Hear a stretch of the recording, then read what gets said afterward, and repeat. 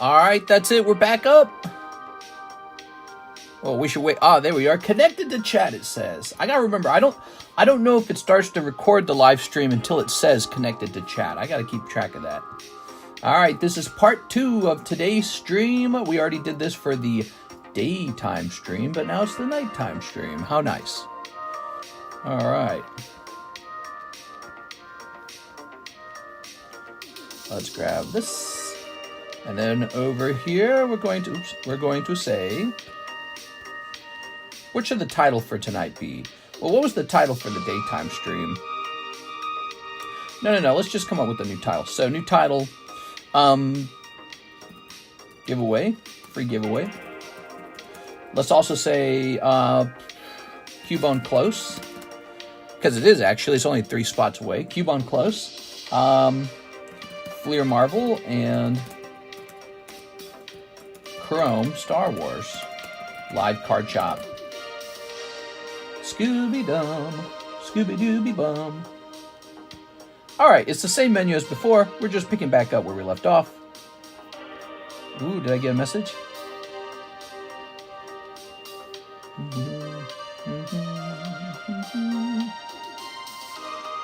Closing this. Delete. Click.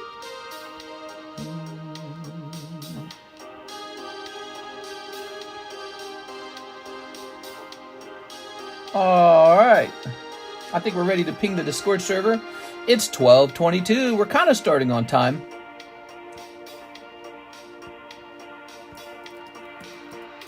We're going live for Monday night. Wait, Tuesday night.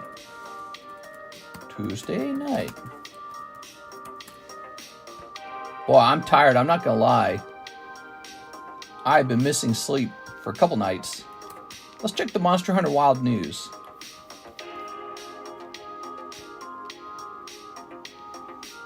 New monsters.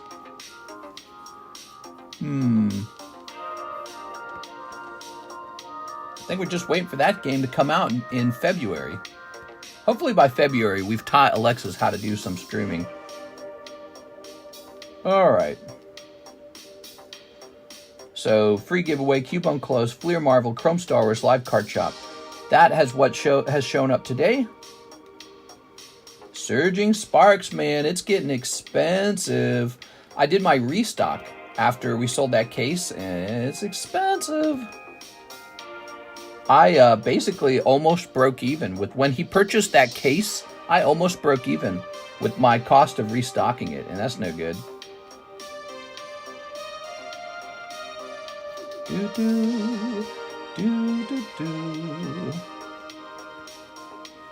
It's a great set. People like that Pikachu. I hope I have enough. I think I have enough. I hope it doesn't keep going up in price because people will stop opening it.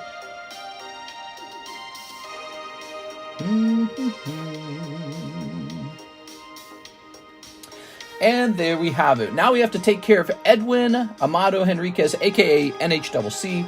He wants in the OP Chopper break, the Waifu break, and the Fossil break. Alright, that's where we're starting. Let's get the iPad turned on. Just watched your Jungle Break video. I'm getting excited. Yeah, we're pretty close on the Jungle Box. Real close. Close enough that you might want to consider jumping in there. If you're a big fan of the channel, if you've been to the other breaks, you know how fun it's going to be. Oh, man, my muscles are so sore. All right. Ooh, I could change to an undershirt if I wanted to. I got a little coffee left. This is from earlier today.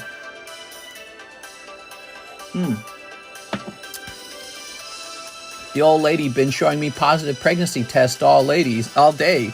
Oh, no! Ryan Shapiro about to sell his card collection. Hey, TCC, so I'm selling a couple cards from my collection that I don't need. There we go. That's how we lost Coeli. Coeli, he was a big buyer, right? And then all of a sudden, he's a baby daddy, and so he disappeared right afterwards. There we go. Taken by the babies. NHCC. Mr. Trump is going scorched earth. I heard that Rammy Swammy and Elam is going to run a Department of Government Efficiency, Doge, department, and their goal is to fire like 75% of the workers in the government, which sounds extreme. I don't think they're truly going to do that, but I do think some departments that they don't like might see something like that. So yeah, you know, I mean, the government doesn't make enough money. It prints money. You're supposed to either increase taxes or lower the number of people on the government salary. You know, it's a scary thing. Peter Schiff actually talks a great deal about this. He says the numbers reports that the economy is based off of is padded by the fact that so many of the jobs are just government jobs, you know. And he says if you were to remove the government jobs from the jobs report, it would look quite bad. So that's an interesting thought. So if they go in and they fire a bunch of government workers and you got a bunch of jobless people, it might look like maybe it's, you know, the economy's not doing so well. All right, so here we go. So he wants an OP chopper. Here's the waifu break. You going in? Okay, he's in the waifu break. Let's go find that waifu card, shall we? Where is it actually? Where's the waifu card? Yeah, so if you fire, oh, here it is. If you fire a bunch of workers who have this like guaranteed government job income, that's going to show up in the numbers, the jobs report. And if you didn't understand the stock market's heavily decided by that little report. That report comes out saying how many people are working, how many people are employed. And if the numbers are bad, you know, the stock market falls. And typically, it's also a case that they will lower the interest rate. All right, so we got you in here. There's 2 spots taken, 4 spots remain. He also says he wants a spot in Chopper. Okay, Chopper, One Piece. Here it is, One Piece Chopper. And it is OP. Booster slab. Here it is, OP. Should be more than 7,000 workers. That's a big deal. That's a lot of people who are just doing something. This is the problem. The problem is, okay, it's good that they receive a paycheck and it's good that they go and they spend that paycheck. But what are they producing? So what are we paying them to produce? And if the fact of the matter is they're not really producing very much, then it's not a very good, it's not actually growing the economy, right? Like, let's say we took a homeless man off the street right now. We just gave him $1,000 every week for him to spend. Did the economy grow? Well, no, because he's not actually producing a good. He's just spending money. So it's strictly inflationary that he exists and that he spends that money. But on the books of like a corporation, they would say, oh, look, demand is up. Somebody keeps coming in and spending $1,000. Demand is up. But it's not truly economic productivity. So only when you produce something has economic productivity occurred. So they're correct. The Keynesian model that says, you know, when the economy is struggling, the government needs to spend. The Keynesian model of economics, you know, that's one of the arguments from the Democrat Party. That's sort of like their whole philosophy, that the government needs to be sort of like a centrally controlled centrally controlled monetary policy. We'll decide, okay, we'll decide if the interest rates are high or low. We'll decide who gets jobs that the government just comes up with. And we'll go ahead and spend money on goods and services like healthcare, retirement, and food and water for single moms, right? So they're basically taxing you of your money and spending it for you on things that the government believes need to be spent on. There is an argument for that, but there's also examples of waste. So they want to go in and try to look for the waste and try to get rid of it. I think it's an interesting thought. It would be nice to see the Democrats do that every once in a while. I don't think they would. All right. But the downside to it is there is a possibility that it makes the stock market crash. So this is a risky move. Wait, this says booster slab over here. And this says booster slab. We have 2 booster slabs. That can't be right. All right. Well, this says vintage booster, so this is correct. Okay, vintage booster. That would be the fossil break. I just got back into collecting Pokemon cards. It's Will Oglesby. Is looking through thrift stores and game exchanges worth my time? No. No, if you want to get back into collecting, you will want to, well, it's a good idea, first of all, to just hang around us, because you'll learn a lot about collecting from us.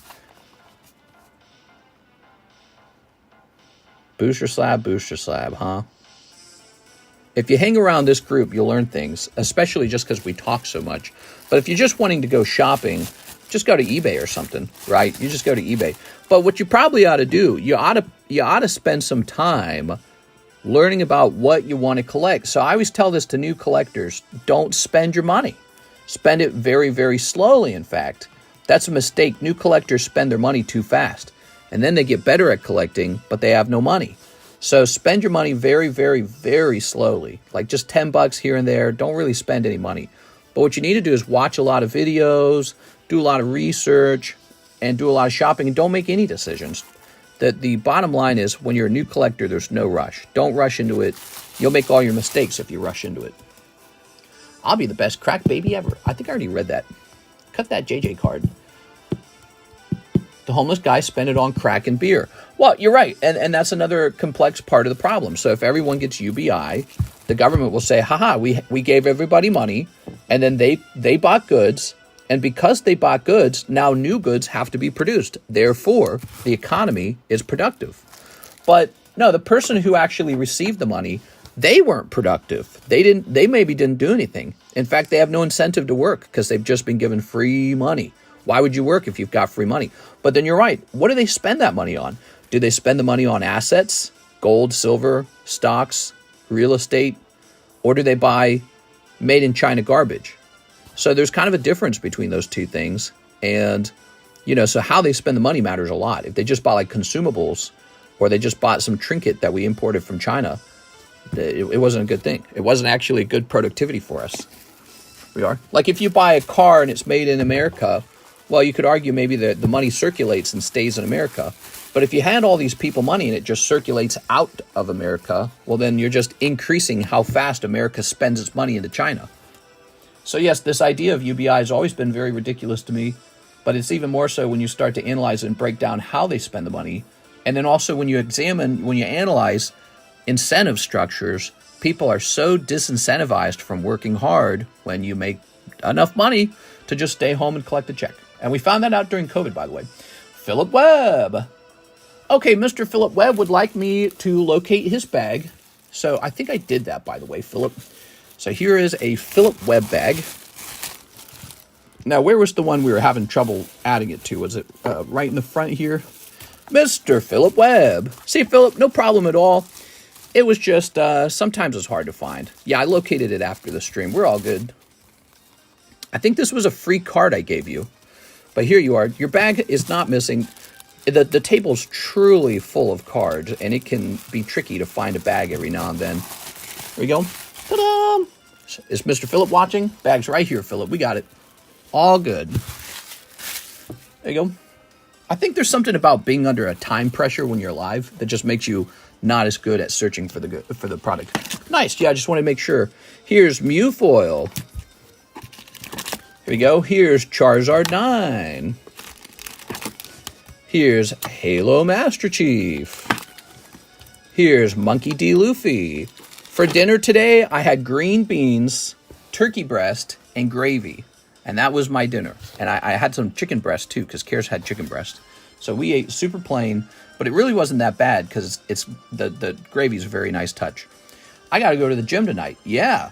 Well, I was doing sit-ups because the push-ups were hurting too much. I have sore muscles there already, so I started doing sit-ups today, and so I got sore muscles on my upper body.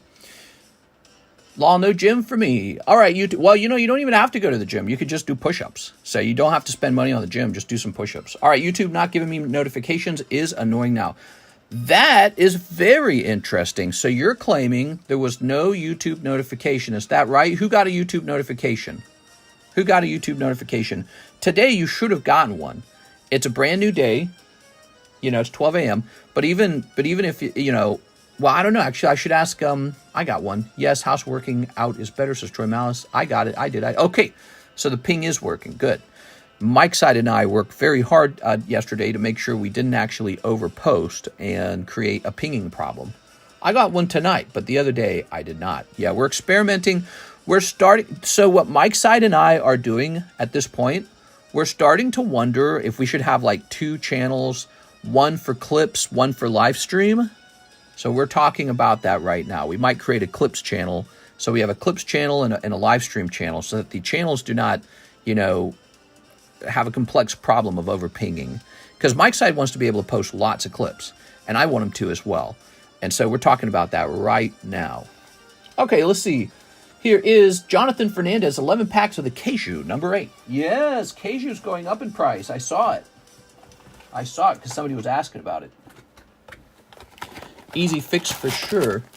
No YouTube notification, Discord working. I hear for some people it's delayed. 1, 2, 3, 4, 5, 6, 7. Yeah, we apparently ping a lot. You know what I would also like to do?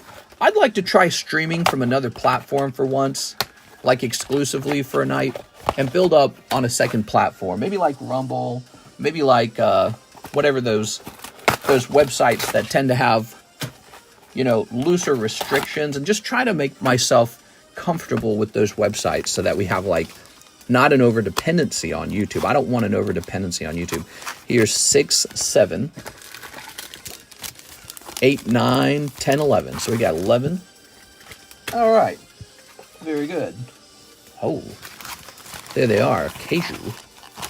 OnlyFans? Nah, I'm thinking, you know, there's websites like Rumble and stuff like that that are designed to sort of, you know, be a place where you go if you get rejected by the mainstream platforms. We are. And you know, it's stupid of me to be overly invested into the mainstream platforms, but YouTube's our real thing. I love YouTube. I'm a big fan of YouTube. All right. I know a lot of people do Twitch. I'm surprised Twitch has stayed competitive for so long. I don't like Twitch. Every time I go there, I go, ooh.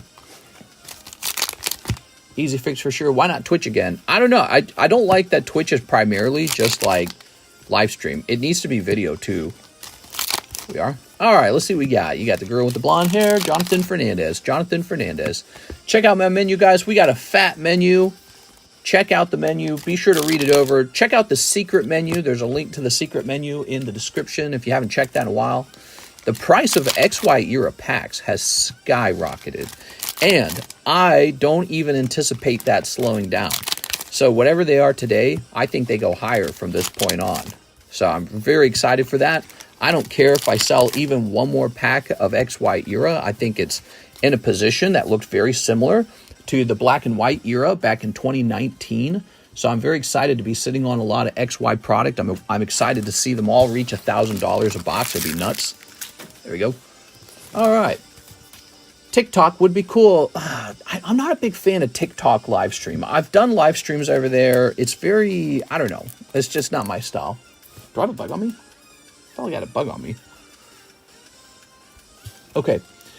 Didn't work out. Alex was lonely modding at Twitch. Well, that would be multi-streaming, right? And I don't know how these platforms feel about multi-streaming. Jonathan Fernandez. Do most people multi-stream? Is that a standard? Like, is that how it's done? I think there is a risk with multi-streaming where your standard audience does not show up. Or no. They get split. Your standard audience gets split between 2 streams. If people know the TheCardconomist streams on YouTube, they know to open the YouTube app. There we go. Multi-streaming is allowed. You will get the most newcomers expanding to TikToks. Next up, we've got an order from 6 Corrupted. She wants into the Cubone. Cubone! You got it, 6. All right. There you are. So, he's the red label, right? So he's got to have a little red target on him. Trying to remember what the bag looks like. There it is. Cubone's very close. The red Pokeball break is meant to be the fastest moving break. And it is right now. It is moving quite fast. So here he is. 11 spots deep. Let's go ahead and count those spots. Make sure. 1, 2, 3, 4, 5, 6, 7, 8, 9, 10, 11. Yeah, that indeed is 11 spots. Very good. You know, we could do in the future, this could be 14 spots and we could have $40 of good raw cards in the bag. and not in the bag, in the booster packs. Just something special we could do to make it even more fun. Mike would be asleep and the stream would run. As long as it isn't in your partner contract. This isn't Coca-Cola. As long as you're not partnered exclusively. That's right. Well, I'm partnered exclusively with you guys. How you guys doing tonight? Jennifer Yap says 5 packs of the Marvel Fleer. All right, Marvel Fleer continuing to do decently well. An interesting vintage set. 1, 2, 3, 4, 5. I actually did not buy a lot of this because I was a little concerned it would be repetitive and people would get tired of it. Sometimes that happens. Like the Impel Marvel, I bought a chunk of it and then people got bored of it. We have a new set coming to the menu soon. If you look under, it's called Other Card Sets. It's at the bottom of the menu, and it's available for pre-order right now. It's going to be Breaking Bad. Somebody said they wanted Breaking Bad at the end, so we're just getting it. Breaking Bad coming soon. Okay. I never watched Breaking Bad, but I know it is a... Ooh, you got the thing. Someone buy more Marvel. I love seeing it open. Do you ship your slabs to Australia? Absolutely. We ship all over the world. Just be aware that the shipping works a little different for international. It's $20, $40, and $80, depending on the weight of your bag or the weight of all your stuff, including your slabs. And then on top of that, I got to have your phone number when you ship. I'm supposed to ship a couple guys right now, and I'm having trouble shipping them because the machine won't print international labels. It's really annoying. Here's Spider Woman. Oh, the woman who's a spider. Okay, here's Skullfire. Ooh. Mog. Oh, Morg. Here's... No, I'm just kidding. I knew it was... Here's Archangel. Oh. I'm going to pull the blue meth card. Sweet, I would love that, Luffy. Breaking Bad is a piece of Americana. I want Walter White's sidekicks card saying, bitch. Here's... Oh, look at that. You got the Iron Man. That's so nice. Lovely. Here's Strange. So this is for Jennifer Yap. Jen, today, Miss Alexis came in real late, and she got a bunch of your cards packed up. There's one box she didn't get packed up, and that's the box with all of your specialty cards in it, your Cool Kids box cards. So those are still waiting to be packed up. Those are still here. But your other stuff will leave with the mailman tomorrow morning. I don't know. This girl's got kind of a tall forehead. Looks kind of goofy. Here's a werewolf. Probably real smart though. Apocalypse, but this time with the signature. All right, an Apocalypse, but this time with a holo. Point me in the direction to pay. So you're wondering how to order some cards on the stream. It's pretty uncomplicated, actually. You will head over to the description of the live stream. So expand the description, and you'll see at the top, we have some methods for payment, including PayPal, CASHAPP, ZELLE, and even crypto. And so you'll choose one of those methods, and when you order cards, you'll just leave me a note while paying, because it lets you leave a note. You'll leave a note saying what it is you bought. So that's generally how it works. And then beneath that part of the menu or description, you can see all the stuff for sale. So there's all kinds of stuff for sale. As for the slabs, they have their prices right in front of you. So the slabs all have a price tag on them. And boy, do we sell a lot of slabs. We always get a rotating inventory, and we just got thousands of slabs. It's just constantly. Here's Fin Fang Foom. You got Venom! Yay! All right. Wow. That is one cool bad guy. Favorite. Oh, so he gets the side profile artwork. I see how it is. Still really good, though. I like Venom. Did you know Venom's one of my favorite characters from the Marvel Universe? I think he's my favorite character by a lot. All right. Always liked him. Ta-da! Now, guys, we have top loaders when you pull an especially good hit. I hope you appreciate that, because in the long run, that is going to cost me hundreds of dollars. So, but that is a nice little thing. You can even purchase additional top. So I pick what gets top loaded, and you can purchase additional top loaders for specific cards for $1 each. Venom's my favorite comic character. He has been since I was a wee boy. There's just something that appeals to me. You know how he's got like this big mouth with the teeth and the tongue? Sometimes I feel that way, like I'm going to eat somebody. So I got that real hungry feeling all the time. Here we are. So it's a very relatable feeling. All right, and finally, pack number 5. I've always liked Carnage more. Here's Scarecrow. Here's Black Wolf. Here's Mandarin Orange. Beastie Boy. We've got Cable. We've got Guardian. Guardian. Thanks, mister, for the update on my shipping. No problem. Well, you're getting a lot, dude. You're getting 4 boxes, and those are not 4 boxes to leave on your porch at all. So be sure to collect them. Did I say 4? You're getting 3, but you'll eventually get 4. The 4th box will be shipped maybe 2 days later, right? Because that'll have your hits in it. But your first 3 boxes will be your slabs and everything else. So you will not want to miss that. That's it's a huge amount of cards. It's kind of scary, actually. It is. Oh, konnichiwa. All right. You know, normally what we do is we'd put this in the Cool Kids box, but you don't normally send any cards off to PSA with me, so this works out fine. But I'm questioning no, because if we put it in your bag like normal, and you ever say I want to see all my hits or something like a bag sort, we can just go find these all and put them together into one bag. What a card! Although we might as well start that for you. You tend to go deep enough. Look, we'll put this in a separate gen bag. You tend to go deep enough that you can just have a separate bag for your hits started ahead of time. Because I suspect you will eventually have quite a few of those piled up in there. Gen Yap, I don't think you need a date on your bag. What do you think of that? My guess is you do not even need a date.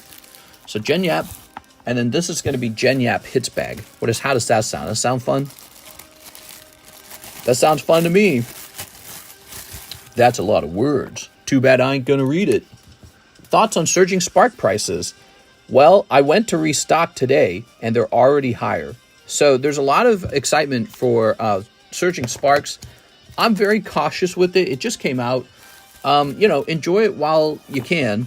I don't think it's going to do what Evolving Skies did. Let's do an analysis, okay? This is Cardconomist analysis. It's got Pikachu Crown, Melodic Altart, Latias Altart, Executor Altart, Lycia SAR, and Jasmine SAR, right? So those are the main, those are the key pulls from the set. To be honest, it's not enough. The Pikachu is real cool. People always love a big, good Pikachu chase card. He is specific to this time period, though, right? Like, I'm saying by the time you get into the next generation, I don't know if you're going to be in love with Crown Pokemon, right? The big Crown Pokemon, but we'll see. And, so it's more like a B to me. It's not an A. It's not even an S. The Pikachu set's a B. No, let me think about it for a second. I'll say it's an A. Yeah, it's an A set. Evolving Skies will be an S set, okay? So if Evolving Skies gets an S, Surging Sparks gets an A, and let's say Twilight and Evolving, Paldean Evolved, those get a B. And then everything else is in a C, right? So let's do it like that. So we got Twilight and Paldean Evolved, B tier. Surging Sparks, A tier. And then we're gonna say a set like Evolving Skies is S tier. So far for this generation, we have 0 S tier sets in my opinion. 0. But we are getting Prismatic Evolution. That might be the first S tier set. It probably will be. But we'll see, because it depends partially on how much they print. Okay, so there you go. I'm all about ranking things. I used to do that a lot on my gaming channel, and it's about having these variables, and sort of like these you're looking for the critical aspects or principles of what you're analyzing and comparing them amongst each other on a scale. And yeah, I'd say Surging Sparks does pretty good, but there's just not enough in it. In my opinion, it's got Pikachu. If it had one more very serious high-end pull, like Gyarados, Rayquaza, Dragonite, Charizard, if it had one more major pull, maybe it would be S tier at that point. Mr. Evolving Skies was reprinted a lot too. Yeah, but also it was a massive set with so many chase cards in it. You just never ran out of chase cards to try and complete the set with. All right, but one good side. So if we were to analyze Surging Sparks, we haven't pulled a Pikachu yet. And so that is an upside to the value of the set. Here's Ryan DeVry, Charizard GX, Black Star Slab. Charizard GX, Black Star Slab. Well, what's that going to be? Is that on the table? Help me out. Is that on the table? So here's a Charizard. He's not Black Star, though. Is it the Hidden Fates Charizard? I think there's a Hidden Fates Charizard. Test this pile over here. Black Star promo's not enough info. I got to know what you mean.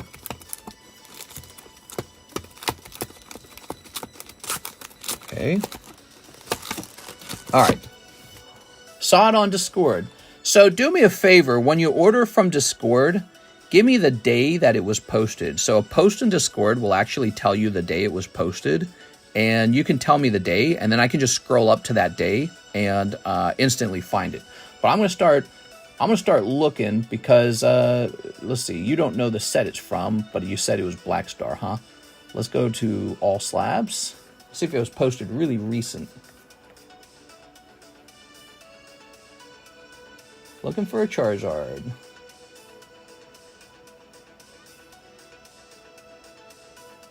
Still looking.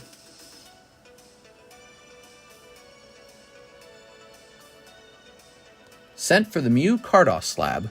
Mew Cardos slab. Oh, yeah, he's nice.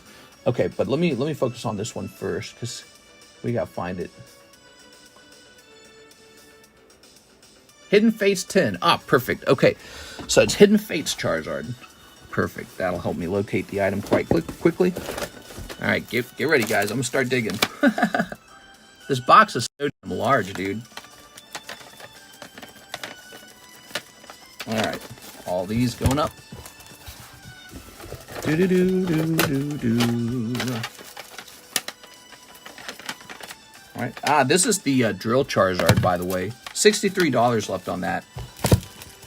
I should just let somebody buy it for $63. Nah, that'd be stupid. Somebody'd get mad about that. Let's see. If it was for sale for $63, somebody'd finish that off in 2 seconds. They'd, oh, I can get that whole thing for $63. Put that there. But that would be going back on my word. So that's not a good way to run it. A channel. Can't be doing that. Here's a little Charizard. Charizard for $30. Oops. Okay.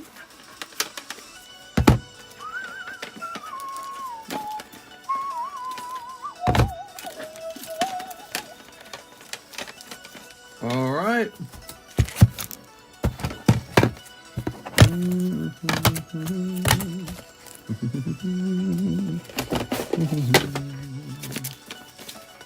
Happy my Wildcats beat Duke tonight. Your Wildcats? What? Anakin, I serve the Republic. Don't make me kill you. Wait, is that what he said?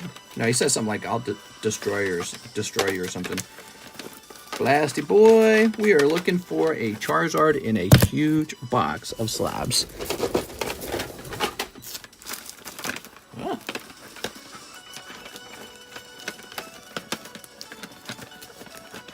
Scooby-Doo. Mister, it's raining slabs. It's raining slabs. Hallelujah, it's raining slabs. Truly a lot of slabs. What am I going to do when the next round arrives? I mean, oh, I think I found it. All right, we got it. We're good. Putting them back in now.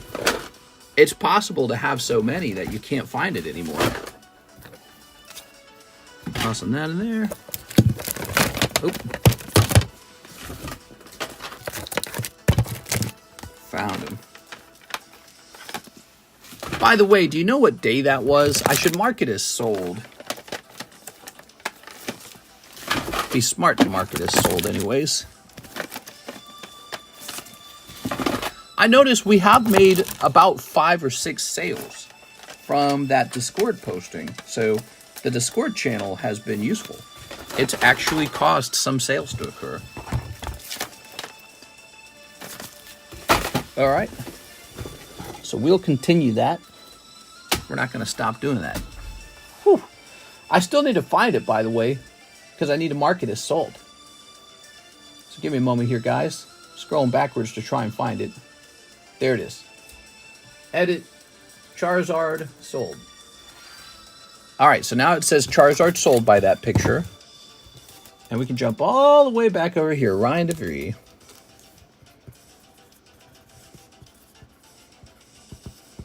There it is. I purchased the Snorlax because my wife was snooping and wanted it. Oh! There we go. Okay, cool. I believe we are moving on to the next order, which is Philip Webb. I have a bag. 1 vintage custom, 5 Holo Shuffles. Ugh. Okay, ready? Philip Webb. Oops. I think what I could do is I could create, I could sort the slabs further. Oh, am I doing this right? 1, 2, 3. There we go. Oh, and let's zoom in. All right, so here we go. 1, 2, 3, 4, 5. So I think I could sort them by like slabs that are 10 and slabs that aren't. Cold round this time, Mr. Philip Webb. But he also says, give me a vintage custom. So just like the Holo Shuffles, we're going to shuffle these too. Okay, good luck in there. 1, 2, 3. Grab a pack there. Put these back in. Let's see what you got. That's Pidgeotto. Water. Water. Execute. Zoom in. We are zoomed. Mudkip. That's pretty nice. Starmie. Cyndaquil. Crystal Guardian Skitty. Very nice. All right, there you have it.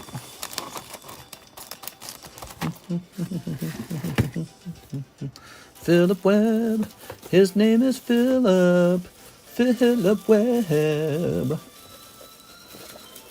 I don't know why I put your bag so far away. It's so hard to reach. I wish I lived closer to you and you trusted me. I would organize those cards for you. Yeah, I mean, something like that would probably be possible if we met and all that. But yeah, you're right. You'd have to live nearby. There you go. We have an order from Manuel Bargain. 1 Surging Sparks. All right, Surging Sparks has changed in prices. $6.50 now, okay? And then he says 3 of the OP9s. 3 OP9s. We still got a lot of one-piece OP9. I ordered a lot of it. Because I was hoping for that Golden Roger. 1 Hidden Trials. Yes, Hidden Trials is back on the menu. It's a great set. Chance to pull the signature Lightning out there. And then you can have her nice armpits sitting on your shelf. I got 2 bags. Can you put them together? Manual Bargain. We'll go looking for them, okay? You guys ever find a good card from resale stores or thrift stores? I just found a Jungle Pikachu in one. No, I do not ever find that. In fact, I've shopped there many times for eBay back in the day, and you almost never found Pokemon cards. There you go. He said resale and thrift stores. There we go. If you were to find Pokemon cards in one of those places, I bet you it would be overpriced. Zoop. Ready? Altenia. Okay, we've got these hollows here. And here. And here. All right, so that is some OP9 for you. A filing-like system for those slabs would help you with inventory. They move pretty fast, though, so I would say, you know, too much sorting is just a waste of time. But, you know, if you're doing it for free, it wouldn't matter. I bet you some people would love to sort through the slabs just to be able to, you know, sort through slabs. It's fun. It's fun if you got nothing to do with your free time. Speaking of having fun on your free time, Kirsten and I were playing some Mario. It's a me, Mario. We're playing the old Game Boy Mario on the Game Boy Simulator on the Switch. It was actually pretty enjoyable. She'd never played it before, and she got hooked. Let's see. Matthew, Mark. So you say you got 2 bags, huh? They call you two bag Manuel. There's 1 bag. It's a skinny bag. I'm ready for the TCC IVF twins. Yeah, IVS twins. That'd be funny. Mark, Marley, Mark, Marvin, Marty, Maurice, Marshall, Manuel, Marcus, Marilyn, Mark, Maxim. Is this expired yet? No, it's not. It's Daniel Berry Sports Highlights. Okay, Manuel Berrigan. What are the odds of that? The same exact card on the front of each bag. That's funny, dude. All right, found you. Okay. Name them Pikachu and Charizard. With the blue eyes, my habibi. Here we are.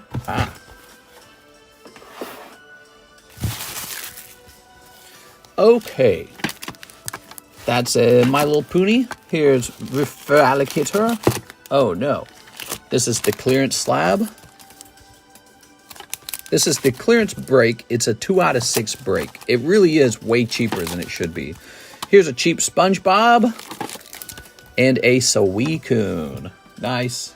We have an order from Beatrice Moniz. Can I please get a spot in the Waifu slab break?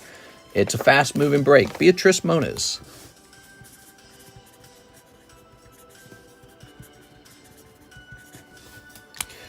There we go. The Waifu break. Where's that Waifu break? How many people in here then? 3? 3 out of what? 6 or 3 out of 5? SpongeBob? It's a cheapo. Well, the card is actually quite expensive online, but I didn't price mine expensively. Okay. There's 2 slabs in here. Megumin 10 and Shizuru. That is now up to 3. Shizuru. We have an order, Toby Walters, 2023 One Piece Japanese, number 43, Luffy. This guy right here. And then he put a big number up. It's got to be this, right? No, wait. You sent $60 though. What's that for, Toby? Oh wait, are you from Australia, mate? That's it. You overpaid by $20. You might have done a currency mistake. Currency conversion. So instead of sending 60 Australian dollars, you sent 60 US dollars. So that means you've got $20 left over. So let's put this here, Toby. All right, you've got a spare $20. Oh, for the shipping. You want to ship right now? If you want to ship immediately, I need you to give me a phone number. So, that is the phone number. Oh my gosh. Okay, I'm putting it all together piece by piece. The next step, let's see if our international shipping software will work. So maybe it'll work this time. Let me go ahead and close this. We were having trouble with our shipping software, and I suspect if it's a problem for everybody, they've probably fixed it by now. Let's see. So I'm restarting the software. Mister's a teeny bit slow. It's not common for people to ship on the first order.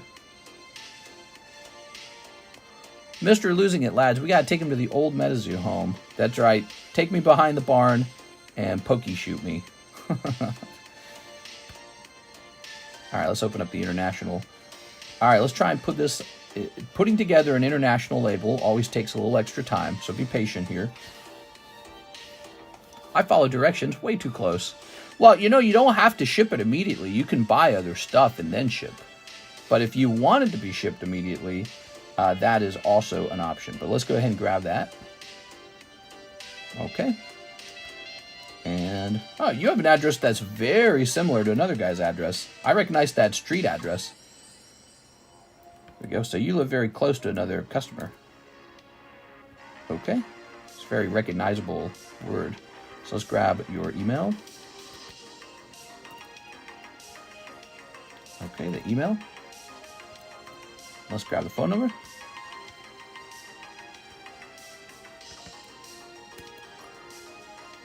Biden grin. Something. You think Biden was happy when Kamala lost? Kamala? I feel like he was.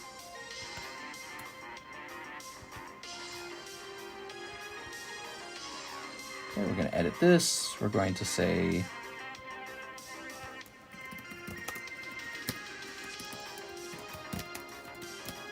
All right, very good. All right. Fill out that custom form to tell them what you bought.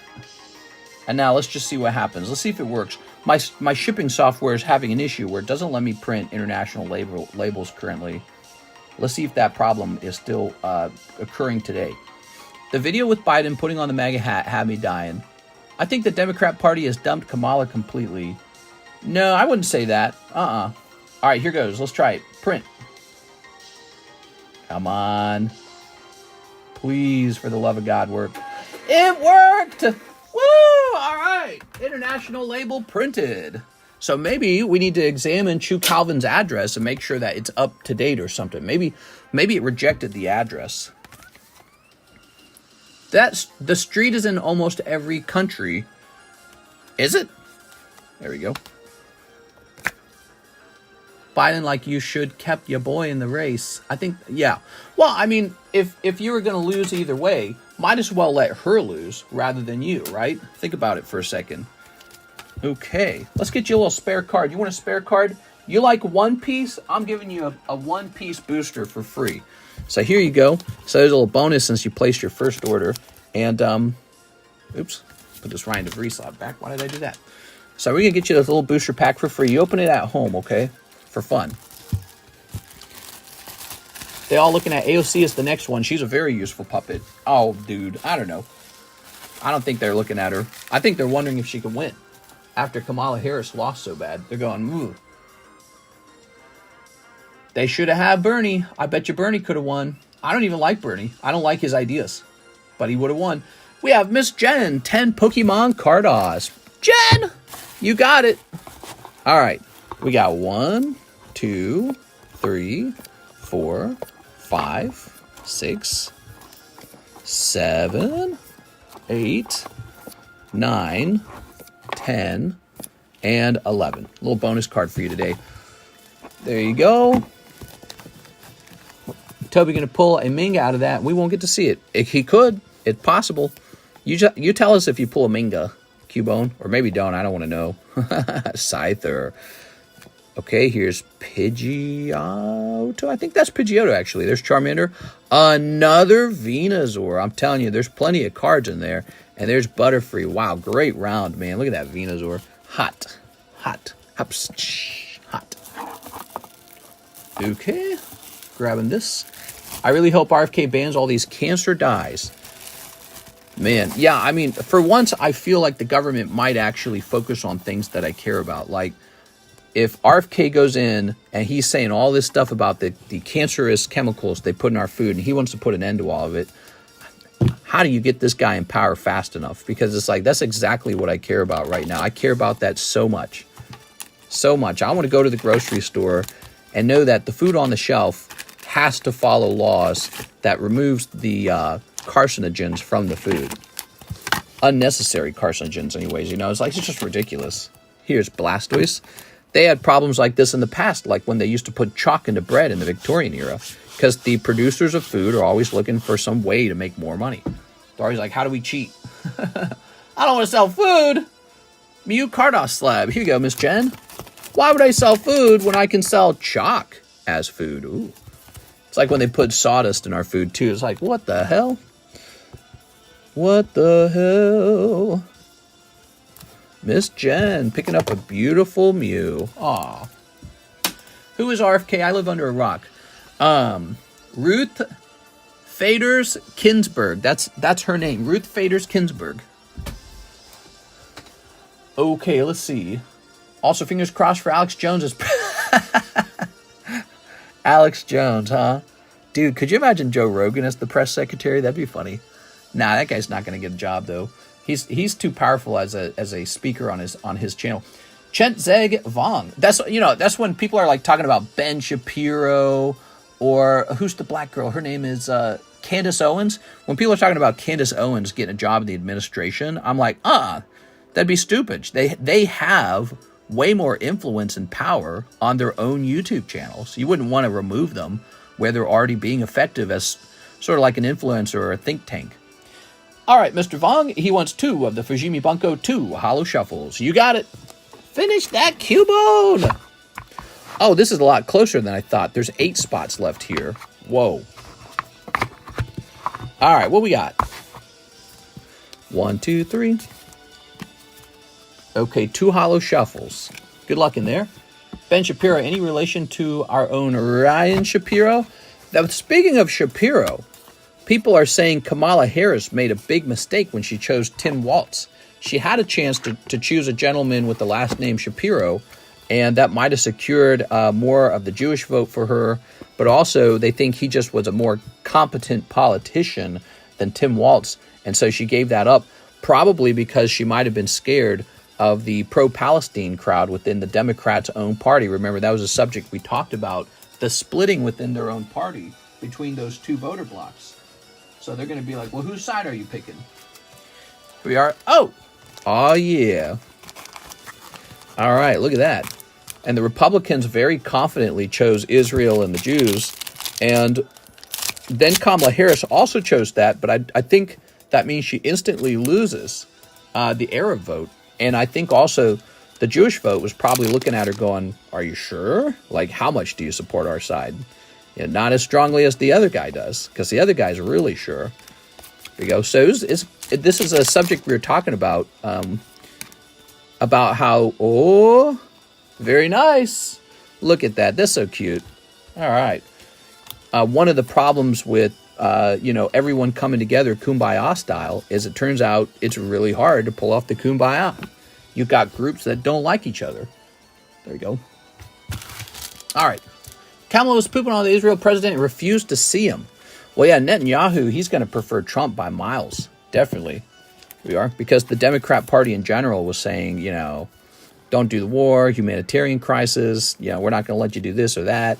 And Trump's going to probably be the opposite of that. He's going to be like, let's go wipe them out. Here's Chen Zedfang. But we'll see. We'll see what he actually does. We don't know.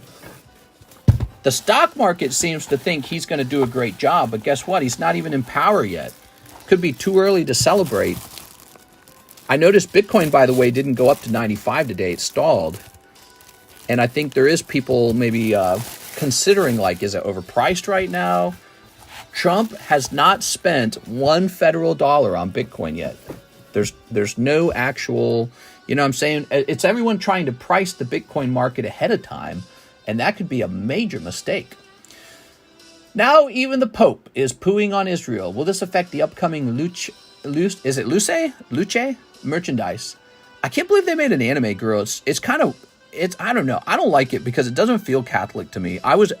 I grew up devoutly Catholic. The Catholic Church getting into anime characters is not very Catholic, in my opinion. I wonder whose brilliant idea it was. I think, they trended on social media for having done it, but that's not the function of the Catholic Church. The function of the Catholic Church is to be the authoritative voice of God. And so just going around making anime characters, I don't know, dude. It's just kind of weird in the end. I feel like anime's too closely related to degeneracy in general, and just sort of like Hollywood entertainment stuff. It's just, and it's not, the Catholic Church is very much a Western religion. It doesn't feel right. Something about it just feels off. The Catholic Church is famous for art. It made a lot of the best art in the world, like the Sistine Chapel ceiling, or these, absolutely breathtaking cathedral basilicas, and the marble statues and the paintings. So it's like, and now it's 2024 and we have an anime character. And it's like, are you sure? Like, and it's not a take on anybody from the Bible or anything. It's just a totally made up character, new lore, new Catholic lore. So I feel like it's, for the Catholic Church, I feel it's very important to sort of promote high quality art all the time to sort of keep that standard going. I feel like it's more like just playing around, and it's not a good feeling. Jonathan Morris, 10 of the Surging Sparks. Imagine pulling Pikachu in 10 packs. Oh, I'm imagining it. Pokemon Card singles, $12 a pop. Hey, mister, how much were those customs that Jen just bought? The Pokemon Japanese singles, how much per card? Those are $12 per card. They're randomly pulled out of a box, which makes it a really fun, unique product. You can't get off of eBay. You can't get it off of Walmart. I host it, and it's very popular. It's always been popular. Every time I fill it, it runs through. So we go 1, 2, 3, 4, 5, 6, 7, 8, 9, 10. 10 of these. All right. Come on, Jonathan Morris. Let's see what we got. I'm with everyone. I want an anime figure of it. I think that the actual design on the character makes sense. It's cute. You know, but at the same time, I feel like it really does not fit in with the rest of the Catholic Church's culture and art style. And, you know, you could argue, well, the Catholic Church is out of date. It's out of touch, but it's meant to be. The Catholic Church isn't meant to be like trendy. It's meant to be timeless. And so I'm not sure how I feel about it. It doesn't feel like high art or anything like that. And when you watch a lot of movies, scary movies, just all kinds of movies, very, very, very often they use the art of the Catholic Church directly or indirectly in their movie, right? Like, so if they create some Illuminati group, they start dressing up like cardinals and bishops and popes. So the Catholic Church art is stolen all the time. You know, I guess not stolen, but sort of like... plagiarized over and over again. And that's because they've created such great stuff, and it's so timeless and so impressive looking that you just don't forget it. But now they're doing like what, anime characters? It's like beneath them. I think that's my point, is that it's a little bit beneath the majesty of the Catholic Church to just make anime figures. Like what? It might sell well. It might be good marketing. It could be very trendy for social media. But it doesn't, again, they're supposed to be the authoritative voice of God. It feels beneath them. So I don't agree with it, and I haven't really agreed with the Catholic Church in a while. If I was still Catholic, I'd be like, this Pope sucks, get another Pope. Scramble switch.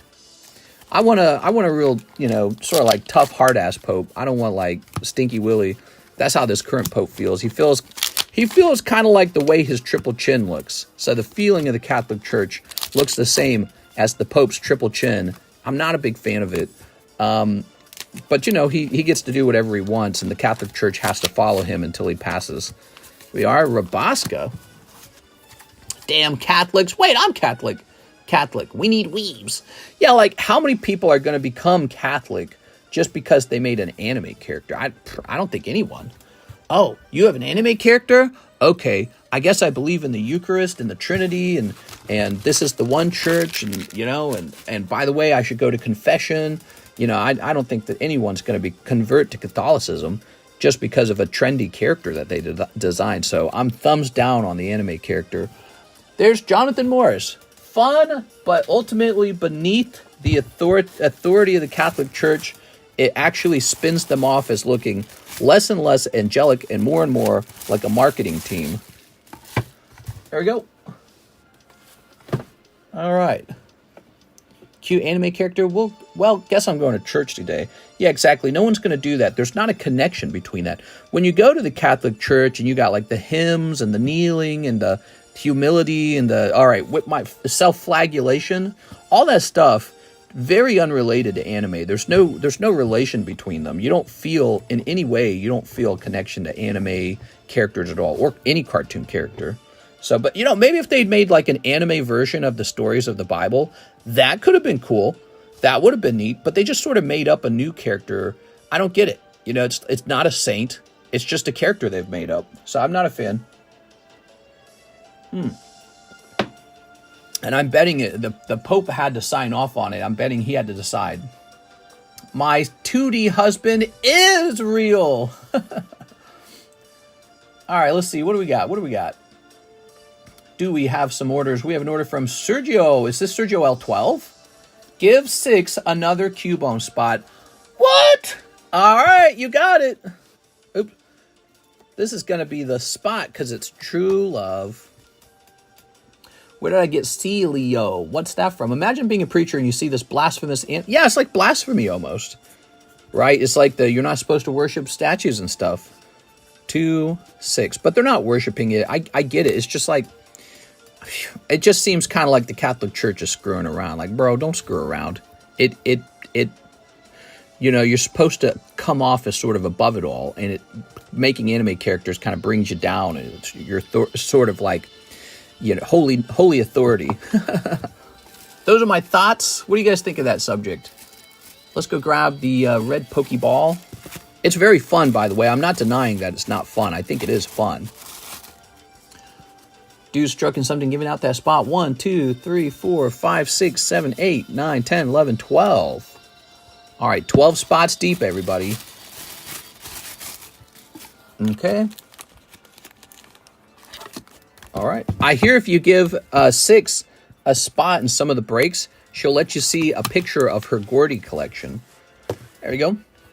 Very few people get to see that. It's absolutely amazing. Breathtaking is the word. What's the next thing? We've got Louis saw it one time and he wanted to date her. Alex Silva says 1 box of FIFA Prism. I believe I'm on my 3rd or 4th bag. Yo, you got a lot of stuff, huh? Maybe it's time for a double box. Catholic Funko Pops win? 6 is so cool. Yeah, sure. Breathtaking. Damn, that's an honor. 6 is prestigious. Gordy collection. All right, here we are. Yeah, I mean, the Catholic Church was undergoing changes when I was in it, even. There were different kinds of Catholic churches. There were, like, trendy, hip Catholic churches, and I hated it. I was like, is this blasphemy or what? There were Catholic churches that were still doing, like, some of the songs were still in Latin, and, you know, it was all ancient music and, like, the good stuff, right? Like, that's the whole point of being Catholic, is to sort of connect with these ancient roots. But then you got, like, the new Catholic churches, and they're bringing in, like, Christian rock. Like, what the fuck? That's not us. That's the Baptists. That's the evangelicals. That's the Seventh Adventist or whatever they're called. I don't know, all these different Christians. That's them. They're the TV evangelists. The Catholic Church is timeless. But so you have these Catholic churches, and they were, like, bringing in rock music, and it was more relaxed, and I hated it, dude. I was like, why even call yourself Catholic at that point? All right, good luck. Alex Silva. Can I get my Catholic Bible PSA graded? I think you could probably get a Bible graded one day. You know, there are book collectors who collect ancient Bibles, and they go up into the millions of dollars if you didn't know that. They are. Where's the religion TCG? I want to pull Jesus 1 of 1. Oh, that would be fun. Like, imagine it was like gods from every religion. But Islam would not get to be part of it because you'd be scared to print that one. Or maybe it would just be a blank card. All right, you ready? There is a Bible TCG. Oh, that's so funny, dude. Oh, Dan Byrne. All right, did I grab the right one? FIFA Prism. Yeah, okay, I grabbed the right one. Okay. Morgan Gibbs White. Oh, he's sure looking like Morgan. Mister should make a list of all religions and give us thoughts. Great conversation. Well, you know, I have the same thought for all of the religions, and that is mankind has always needed an origin story. You know, that's what happened when the Greeks invented the Greek panthology. They said, well, you know, Zeus or whatever they call him, Mars and all this stuff, Jupiter, this god came around and created matter, and this god came around and created light and the sun, and this god created, gravity, and this god over here, they created water. So mankind, we don't know where we came from, and that's very problematic for us because, you know, we're just this kind of species that likes to know that stuff, but it gives us sort of like meaning. It gives us a frame of reference to sort of like explain what's going to happen next. Helps us plan, helps us put things into like perspective. So mankind's always needed some sort of, you know, guiding star, so to speak, and religion has played that role.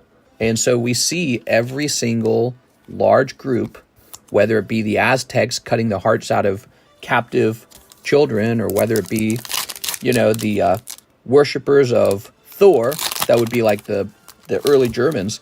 No matter who they are, they always come up with some kind of god to worship and sacrifice goats to, and that's just the nature of mankind. So, but, you know, what's really fascinating about religion is how hard it is for people who are in the religion to ever question its authenticity when you're literally surrounded by a million different religions. They're all made up. Like, if you were to believe even one of them was truly the true religion, you'd have to then make a logical conclusion that 99% of them are made up. So you reach this next conclusion: mankind is an animal that makes up religions. There we go. So you have this realization about mankind. We just have this deep, deep, deep need to explain where the world came from. Where did I come from? We need an origin story to help make sense of the world and to help us feel confident or something. Or maybe to do things like, where am I going when everything's over? Right? Like religion answers that question. How do we punish the wrongdoers? Well, have no fear. Wrongdoers don't get away with being bad. They'll be punished in the heavens. You know, so we need that in order to just sort of be like a high-functioning society. And concepts like grief or bravery are taken care of by, you know, these angelic invisible things. You definitely can't see them, but they're there. They're there, and you should go into battle because they're on your side, and we need you to go die. They're on your side, we promise, and when you die, you get stuff. How nice is that, huh? You get stuff when you die, especially if you die in the name of this god. That is a cold pack. Okay. Keep your beat. And why is Elon tempting the simulation person to give us a sign? Think about time, bro. How did this start? Yeah, I'm thinking about time. Well, right, but that's a deeply philosophical question. Like, where did everything come from? Right? We age. The universe is in motion. So there's all these, like, why is the universe in motion? So there's all these unanswered questions about the beginning of life and the motion of the universe. And so we've always needed some explanation for the scientific world and for just like ourselves, you know. And that is the sort of the realm of science, which is, in my opinion, is sort of like religion is sort of like this inflexible philosophy is what it is. And it often serves as like a pseudo political governing body as well. So you use religion to tell people what they can and can't do. And they say, well, where do you get the authority to tell me what to do? Well, God told me. That's why. That's why we had things like the right of kings in the past, right? The kings, I mentioned this before because it's funny that Trump kind of has this situation going for him. Trump's got the whole right of kings situation himself. Oh, I was shot at, but I lived. I must be chosen. The right of kings, I'm the new king. Here's Manuel Benson, rookie. Oliver Norwood, brilliance. Elliot Anderson, Divin Mubama, Amin Al-Dakil, Tyler Onyongo, Pierre-Emile Hojbjerg, Morgan Gibbs-White. Wow. Shinzo and Peanut saved Trump. That's right. That's right. Shinzo died so that Trump could become the King of America. Shinzo dying is so sad, isn't it? That's awful. It's a political assassination. Alex Silva. Okay. My religion is the card cult. Well, my religion is enjoying opening cards. That's right. I love our Jesus. He's real. He's really real. I have a holy book that somebody wrote a really, really, really, really long time ago. And that's the proof. There you go. Ugh. Alex Silva. Alex Silva. Alex Silva. Alex Silva. Okay. Yeah, you got a lot, man. That is a bit.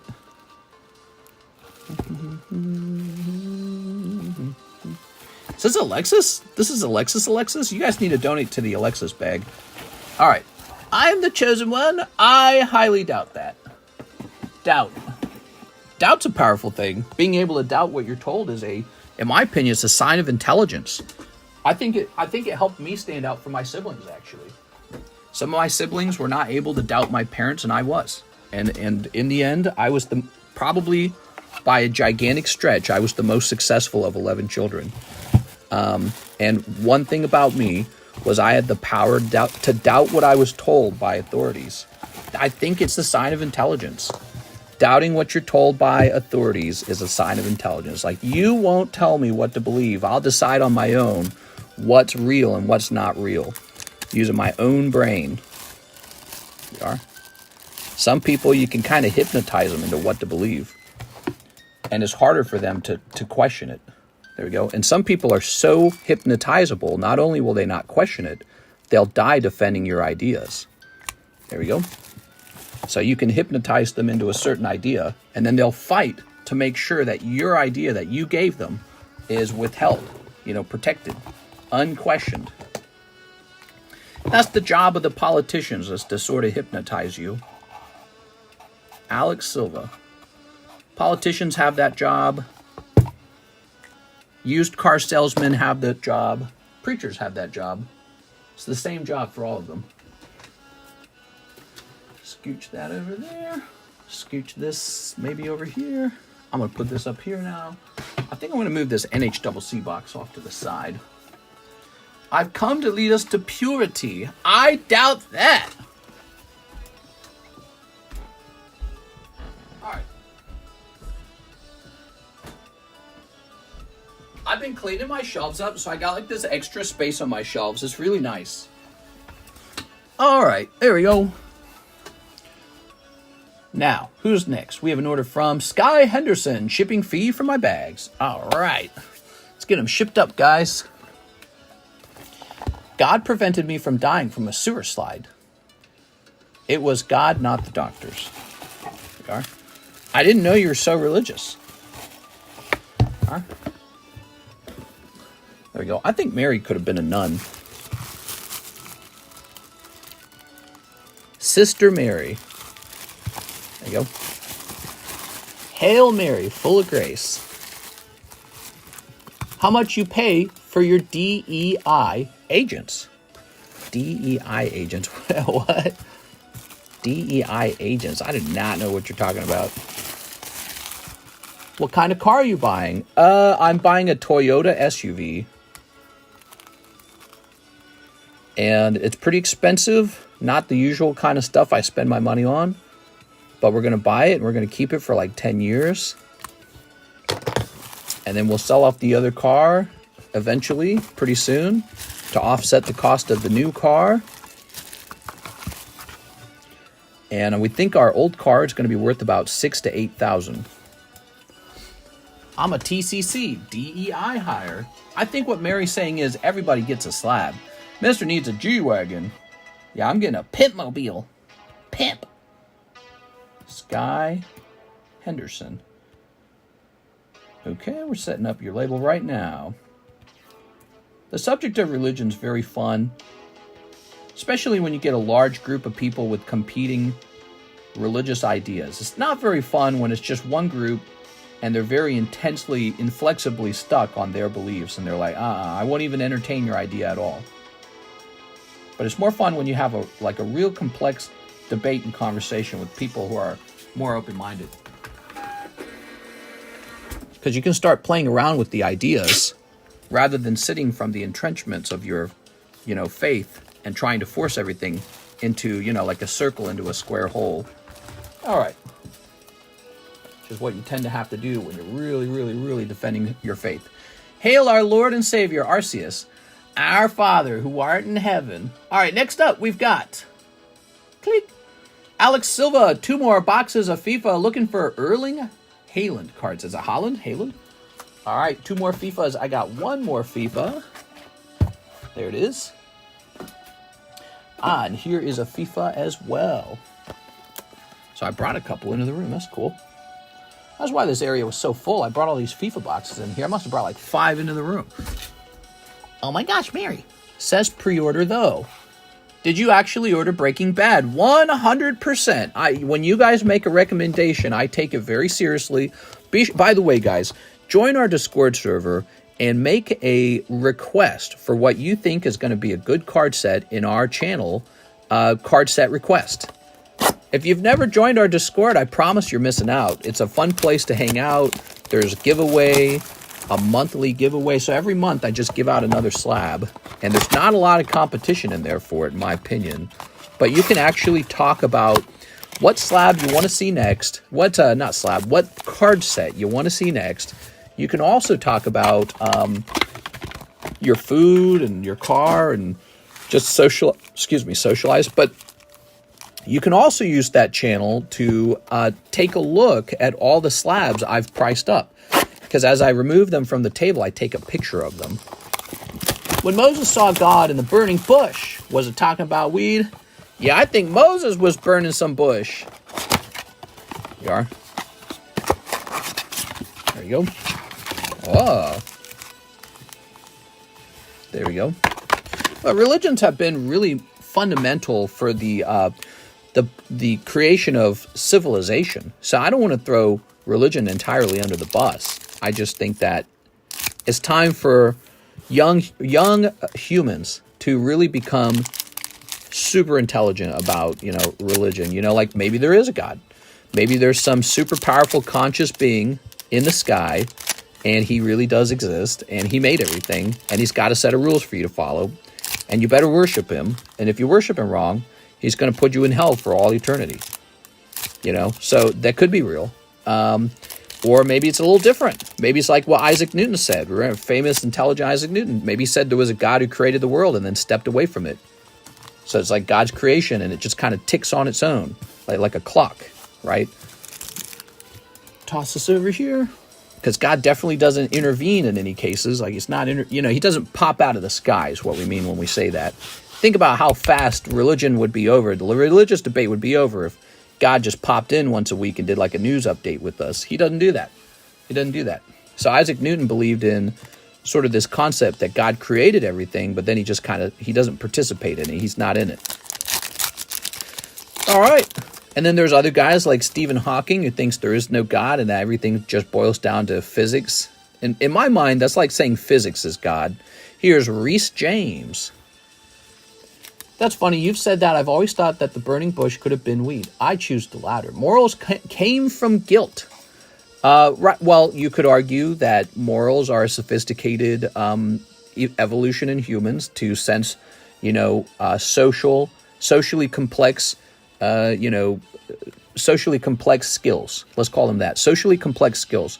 So we developed, in our brains, we developed complex chemistries and neurons in order to handle stuff like bonding, social bonding, love, affection, a sense of fairness, right? So a sense of fairness. You could argue that liberals are people who have a very sensitive sense of fairness. And so when they see people with four mansions in California and then a homeless guy barely making it on the street, they go, why do these two people live in the same universe? Make the guy with 4 mansions help the man in the tent. Like, what kind of society are we? This is ridiculous. So, that kind of stuff is real. And then there's people who have less empathy and they go, nah, society should be, you come in here, you play the game, and if you win, you don't get punished for winning. And that is what makes society wealthy and powerful. And that's what makes this a place where everyone wants to move and the competition is the best over here. It's the best place to play the game. And, and the winners actually kind of lift up the people around them by spending a lot of money in the local economy and creating jobs or creating the greatest and latest new product. And now we get to produce it, that kind of stuff. So there's a debate about those kind of concepts. But really, it's just highly complex social skills that perhaps we've evolved to, to actually apply in our settings. He is speaking through you, Mr. Reese James is awesome. Chelsea's my team in the EPL. Mr., how much is FIFA? A box of FIFA looks to be $36 a box. Is that right? Alex Silva, he bought 2 of them for $72. So that should be $36 a box. Yeah, it's actually in the secret menu. Here's Ilya Zabarnil. I feel like Pokemon Order and Chaos would be a good title theme. Order and Chaos. There you go. Oh, and those are themes in religion as well, right? Religion deals in so many of the complex human emotions. And that was the point we were talking about. Humans had to find a way to tame ourselves, right? If we came out of the jungle, we had to find a way to tame ourselves. No, you're not allowed to kill when somebody has something that you want or that they angered you. You're not allowed to steal from him. You're not allowed to take his wife. We had to come up with those actual rules. And it was the beginning of civilization to have those rules, right? So when Moses is done with the burning bush, going, what are you saying, God? Yeah, that's cool, bro. That's cool. Pass the burning bush. So when Moses was all done with that and he came out with those 10 commandments, that was some high IQ stuff, man. A list of rules. Never break this. Do what your parents tell you. I guess the first rule that, you honor God on Sunday and all that stuff, that's sort of like rule number 1, follow all the rules. You have to do what the rule guy tells you. That's rule number 1. Rule number 2, you have to do what your parents tell you. Rule number 3, no No cheating, no stealing, no coveting your neighbor's wife, no adultery. And they had to make up rules for our sexuality because we kind of run wild with it. Kind of like they could have made up a rule, don't drink too much alcohol for the alcoholics, or don't eat too many cookies. But, you know, we have words for that. That's like the, what do they call those? The main sins, right? Like gluttony, right? Here's Axel. So really, religion is this sort of civilizing power, and it's necessary. And that's, again, why you see it in virtually all successful societies. You see some form or another of an ancient religion that helped to organize people to worship under the same tree. And it's a pseudo government. It's a form of governing. It's sort of more like a psychological government. You got a special invisible friend, and he's watching everything you do. It's kind of like Santa Claus in that way. You don't want to be on the naughty list. You want to be on the nice list. Here's Dango. There's really nothing on this one. This one's not a good pack. Is it not even rainbow? So this is just like a cold pack. Is that right? Just a cold pack. 7 deadly. Yeah, all right. 7 deadly sins. Right. That's a Catholic thing, I think. The 7 deadly sins: lust, gluttony, pride, greed, anger. I think anger is one of them. I already said envy. Am I missing any? I think I got all of them. I can't remember. Here's Allison Becker. Ooh. Sam John Stone. Oliver Norwood. And Cameron Archer. I heard Santy punishes you. Yeah, Santa. There you go. I do want to be on the naughty list. Santa baby. There you go. Remember that song? So stupid. The song's so funny. Any special Pokemon packs I can open, says Chu Calvin. Special Pokemon packs for Chu Calvin. Well, why don't I mention the vintage breaks? Because that's our primary thing all the time. When it comes to regular vintage packs, I really don't price them all up. Kind of my strategy with them is I stockpile them, right? So I just kind of I'm like a squirrel. I'm like the squirrel who got killed by the New Yorkers, Peanut.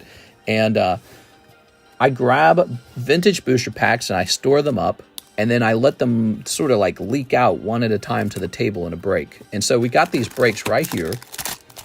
This is EX Sandstorm and normal Fossil. This is Fossil Vintage. So that's our 2 vintage pack breaks.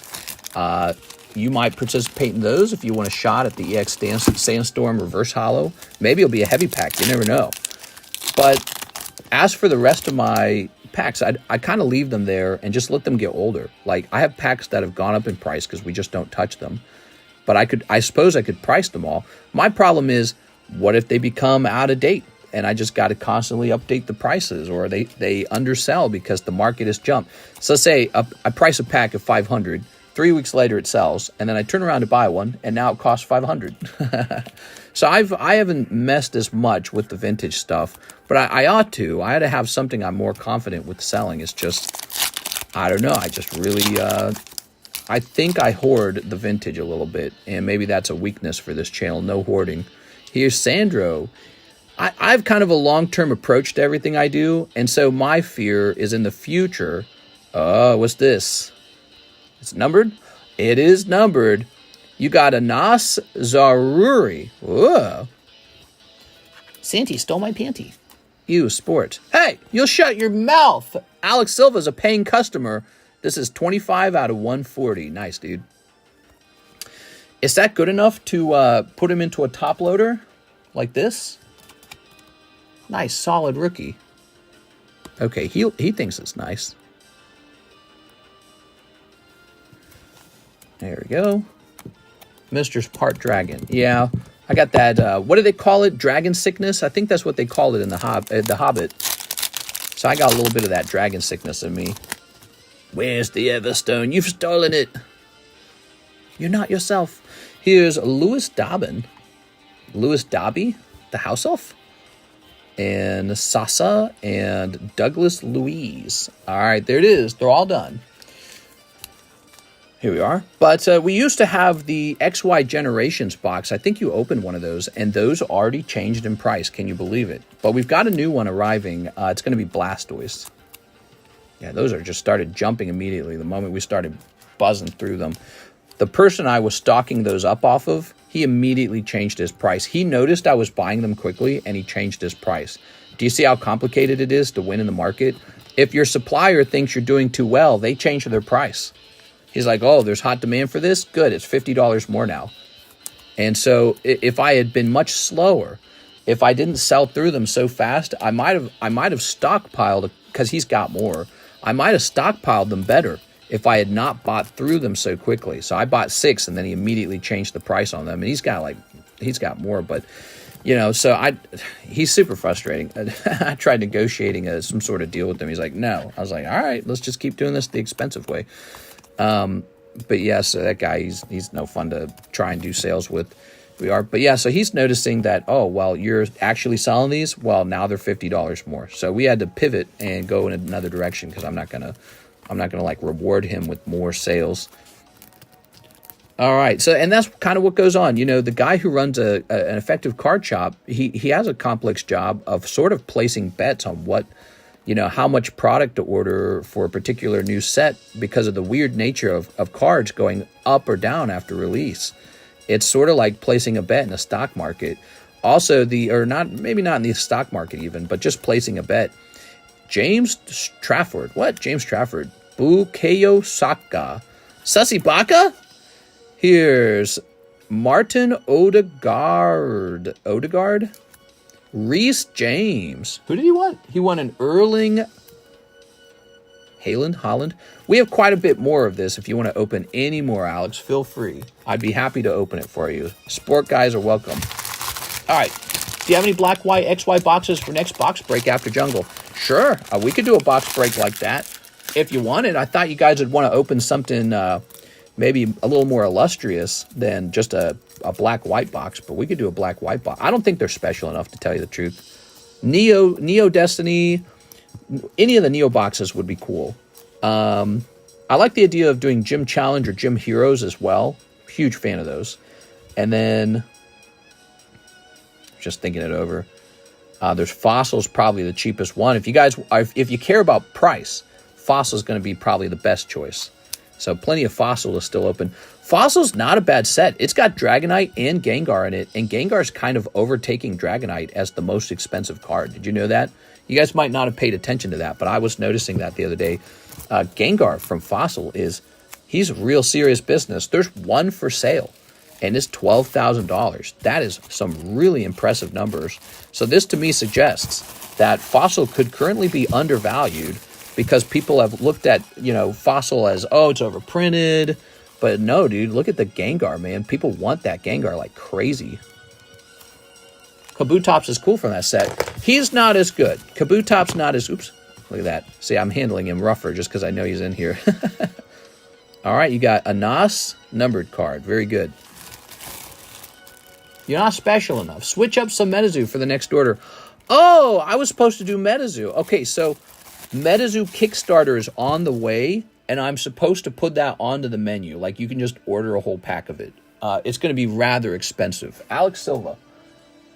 Let's see, Alex. You are going into your brand new box. You're a guy with the box now. Yes. Look at this. Indubitably. Thank you, Mr. Alex.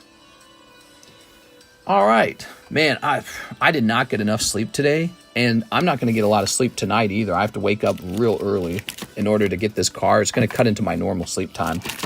Here's Edward Newgate. Not to be confused with Edward Oldgate. There is the Masaki Gengar promo break. It is now 4 out of 7 spots complete.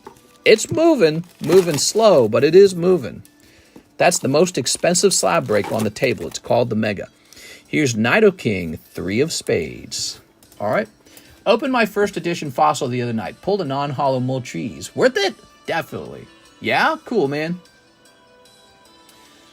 Non-hollow Moltres? He just being silly. So, our next order is from Chentzeg Vong. He says 6 Spark Packs. You got it. By the way, if you're watching this stream and you want to try opening some packs, give it a try. You can check our description on how to order cards. We have some really good breaks you might be interested in being part of. We got them all stacked right here. Like this one right here. This Gengar break's really impressive. Still room on the jungle sublist. Yes, you know why? Because it reset. That's why. The jungle sublist reset. A new spot went in. I can't remember who pulled it. Oh, Arturo Perez pulled it. And it wasn't even a spot. He got the spot on a star card. How crazy is that? So Arturo Perez pulled the booster pack, probably upsetting some other people because that is an enviable thing to pull. I'd be jealous. Ready? Here's Larvesta. Oh. I'm being real. Could have waited, but to be honest, for me, it's about the experience over potential value. Yeah, yeah, it's tough out there. You know, you wish something crazy would come out, and then when it doesn't, you're like deflated. You're like, oh, but yeah, it's fun.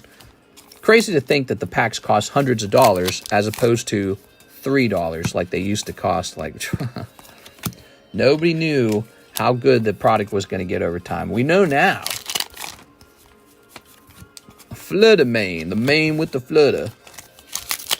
We have an order of Rufflet, Tapu Kulu. Here's Togepi and Cofagrigus. I'm jealous. I saw it and I was like, no way. That was really good for Arturo. You know, he's had a lot of tough breaks. He's participated in plenty of breaks. And that day, he must have participated in one and got the star card. There it is. Mr. Chenseg, thank you very much. Hey, he's keeping us busy tonight. So is Alex Silva. Thanks, guys. Keep the hollows. Oh, you're too kind. Okay. If you guys ever want to donate hollows, just let me know. Open my sealed Japanese starter deck. Holo was an Alakazam, which is... Oh, you're reminding me of something I want to do. I want to open up one of those boxes of... what is it called again? The Classic Collection Japanese. I want to load up a second Charizard into the... Because there's already one in there. I want to load up a second Charizard into the Classic Collection to kind of tempt people to get in there. This is a very special Jigglypuff. This is actually Squirtle deck Jigglypuff. Okay? So that is a special Jigglypuff if you want to try that. Here is Shaman's holding strong at $1,000. That is one expensive card. So these really expensive cards are going to get a little zigzag at the top. The zigzag basically says you might want to consider this for Slab Away. It's a Slab Away card. It's a long-term card. All right. Cool, cool, cool. Next up, we have an order from our friend Refresh. I also opened my sealed Japanese starter deck. Holo was an Alakazam, which is in a tennis profitable. I've been holding on a product for a while. You know, now that they grade the coins from the... You said starter deck, right? Now that they grade the coins from the starter deck at CGC, you should try grading a few. In fact, I need to add that to my schedule. I need to do that right away. Alex Silva, 5 Metazoo Chrome. Hey, he's keeping us busy, man. All hail, Alex Silva. There you go. 1, 2, 3, 4. And a 5. So in the Metazoo Chrome, you're trying to pull Mothman 1 of 1. I was told by a Metazoo fan that there is still a Mothman 1 of 1. It's the cryptid camera version of it. And the main one's already been pulled, but there's a second one to pull, the Cryptid Camera Mothman. You might also pull other Mothmans like 1 of 5. I have a feeling Mothman was so popular when the set came out that he will continue to sort of be like the Charizard of Metazoo, even after they release the new set in 2025. Okay, set that over there. I have this dream to open up a vintage pack with my dad again because he used to love getting us booster packs. Aw. Soup. All right. There we go. Oh, Walking Sam. Kushtaka. Here's Chupacabra and the Charman. Just say daddy. Yes. I don't get Mouthman. It's boring. You don't like Mouthman? I actually own one, don't I? Where'd he go? I own the, so when I heard the announcement that they were going to purchase Metazoo, I ran off and I bought a fraction of it. And I ran off and I bought the most valuable card, the Kickstarter Mothman. Let me see if I can find it real fast. It's a gamble for me. I'm gambling that he's undervalued. Here it is.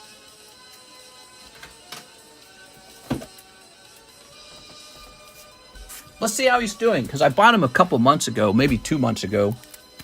What does it say here? Well, no, 10/24. I bought him in October. But probably it was the beginning of October, and we're almost done with November. We're halfway through. So I got him for 900, pop 136. So now, I think his population could rise. Now, let's go find Mothman. Let's say Kickstarter Mothman, Man of Moth. Okay, we'll sort this by highest price. So let's check it out. Let's see what we got here.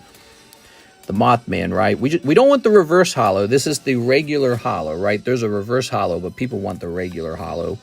And we don't want that one. That one's the signature. It has the Mike Wazowski or whatever his name is. I don't remember his name. Wazowski? That's not it. Whatever his name is. So we don't count that one. That one's been drawn on. So then this is the reverse holo. And then here we go. Metazoo Kickstarter Mothman full holo is 5,000. There it is. The same thing I've got, right? All right. And this is the next one you can buy it now for 5K. I don't really believe it's worth 5,000. But I think when I bought it at 900, I was basically making a very clever move at the time. Because I really only have to sell it for about 1,800 to instantly double my money. Yeah, and let's say we don't want to double the money. Let's say we just want a 25% increase from 900. Let's try that. So a quarter of 900. Let me use a calculator for it. 1,125. So all I got to do is list this guy for 1,125, and I'll have flipped a 25 profit margin on him, and you know, that's pretty fast compared to like the stock market, right? So if this guy sells for 1,125, I could have bought, I don't know, I could have bought like some sort of stock ETF, you know, the NASDAQ or I don't know, S&P 500, and that might be up like 10% by now. But this would suddenly become 25% of my initial investment, and then I'd be able to roll it over again. So being able to see that something's changing like that, and being able to make a clever move. I mean, because if there's only one for sale for 5K, 1,100 is a very reasonable offer, in my opinion. It's very reasonable. And people go, okay, well, you know, I don't want to miss out on an opportunity to buy it at this price, because maybe the next guy to actually list one, maybe he says 1,500 or 2,000. So I'm not going to miss out on 1,125. I'm just going to go for it. You know what I mean? And so that's kind of how the card hobbies work. You got to be fast sometimes, though, because you don't know when the opportunities arrive to acquire a card at a good price. Finished Cubone, one spot. Six is correct. The Cubone has one spot left. The people who jumped in that Cubone definitely want to know how it ends. Cubone, one spot. Not only is it one spot, when it's done, we start a new break. LMAO. Oh, Monsters, Inc. What was the name of the Mike Wazell? Or I don't know his name, dude. One of Trump's promises while in offer is to bring Metazoo to the moon. Nah, that's not his offer. Pikachu, Squirrel, Charmander, and the Japanese starter. Nice. Okay, so you think you're going to break even at least on the starter, the base starter deck. Yeah, I had a point where I bought like 10 of those. I bought a huge number of them from a guy. He's like, why are you buying so many of these? He didn't understand that Pokemon had changed yet, and he had underpriced them. And I knew they were underpriced. And I pulled a whole bunch of great cards from them and sold those for a while, but they're all gone now. They're all sold through. So that was one of my profitable moves back in the day. I've still got the coins from them. In fact, if I went over to my box, I could probably go find them. I've got a one coin. Oh, cryptic camera, huh? So this has a chance to be numbered. Not numbered. Metal Man of Alabumi. Mothman, he's a great American. Promises made, promises kept. So funny, dude. We are? Oh. How does that Gengar break on the table work? Thanks for asking. So the Gengar break has two ways that you can buy in. You can buy in at $500 or you can buy in at $40. What you're buying, if you spend $500, you're buying a $500 booster pack, and there's 7 of them. If you buy in at $40, what you're really doing is you're joining a sublist. This is it. And what is the hot chase pull from the sublist? A $500 booster pack. That's the chase pull from the sublist. So this is like a chance for the Gengar. And this $500 booster pack is a chance for the Gengar. Does that make sense? So when something is really expensive, we break it further down into sublists. It's to help people who don't really want to buy a $500 spot. Okay, here's Chibi Quetzal. Salem Witches. More like Salem Bitches. You know what I'm saying, bro? There we go. All right, that's it. Alex Silva, thank you very much.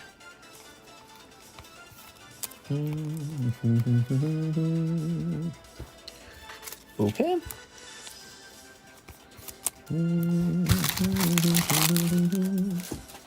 Alex Silva. Ta-da. Putting these over here.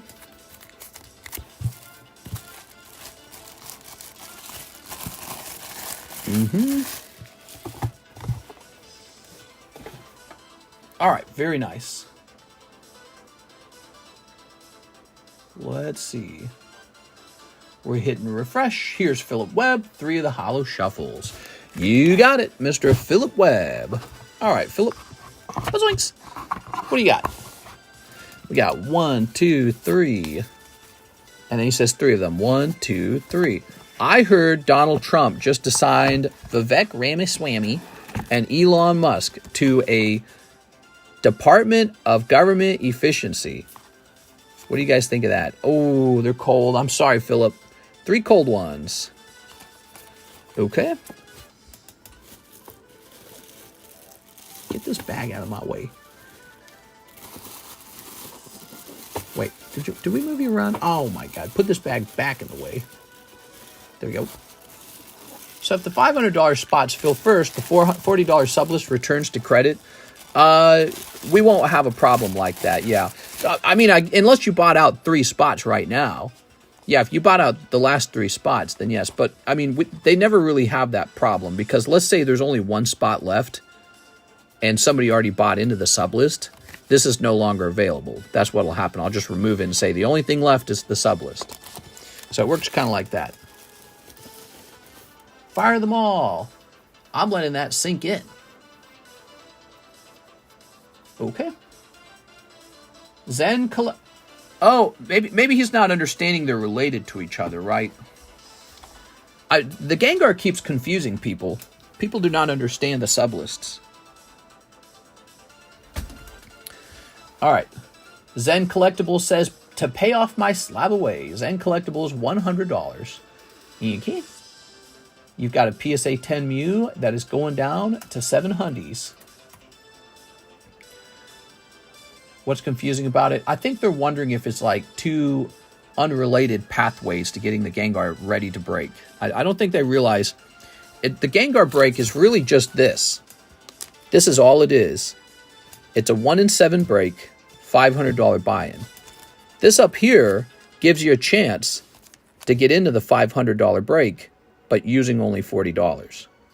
So you've got a fraction of a chance to get into the $500 break by pulling one of those mega breaks out of here. It's a chance for a chance. So try to let that sink in, right? A chance for a chance. The $40 is a chance for a chance. This is the actual break. The $500 one is the true break. Ah, gotcha.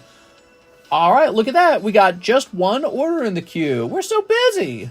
Here's Philip Webb. 3 more Holo Shuffles. You got it, Mr. Philip Webb. 3 more Holo Shuffles. Ta-da! Yay! Okay, we got a 1, 2, 3. And a 1, 2, 3. I said free giveaway, didn't I? And I don't have a free giveaway set up. We got to set that giveaway up, like, right now. We got to set that giveaway up. You got Moo Moo Milk. This is a nice card. I'll tell you why. It's actually a band card. So it's a collectible band card. Card from band. Band class. Okay. Set this here. Look at this Charizard. He's in the $5 Holo Shuffle. That's pretty neat. PSA 9. That's not bad. All right, let's see. Haha. Okay, Moo Moo Milk it is. Okay. Bazoop. Shuffles are $5 each, right? That's correct. The Holo Shuffle box for $5. So, you know, if you were to be very lucky, you could spend just one $5 spot. Well, no, that you're not allowed to do that because that would not be allowed based on the minimum order. Minimum order is $7. So, but let's say you tossed in one spot into a regular order. You're like, and I'll take one Holo Shuffle. You could, in theory, just pull that Charizard out for $5. So here it is, Moo Moo Milk. Again, this is a banned card. It was banned in America because it looks like that is a centrant sucking on a tit of some cow. Like, what am I looking at? Is it like a special skin? You know, is it like, you know how they made like old water holders back in the day with like animal skin? Like, what is it? Philip Webb. Pretty weird. Or is that an actual cow? Is it Miltank? Homelander sweating. Yeah. Oh, no, that's a great point. Homelander sweating over here. We have a new order from our friends Zen Collectibles, who will try out 4 of the Holo Shuffles. Okay. Now, if you're unlucky, Mr. Zen, you'll just pull some holographic cards, and that will be your 4 pulls. 1, 2, 3. We shuffle those to the back. That's why it's called a Holo Shuffle. 1, 2, 3, 4. There we go. Thank you for playing my game. Are you ready? Shazoop. Yeah, so you got unlucky here. You got Panseer, Eldegoss, Iron Boulder, and Superior Energy Retrieval. You keep those, and those energy cards, holographic cards, are now removed from the box.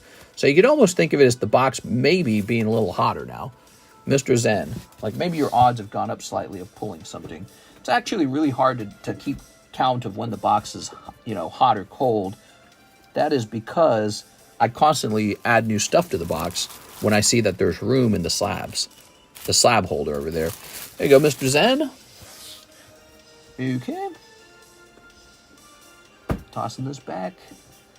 Tossing this back. Holo Shuffle, the same as Base Shuffle. Base Shuffle? What's the Base Shuffle? Okay.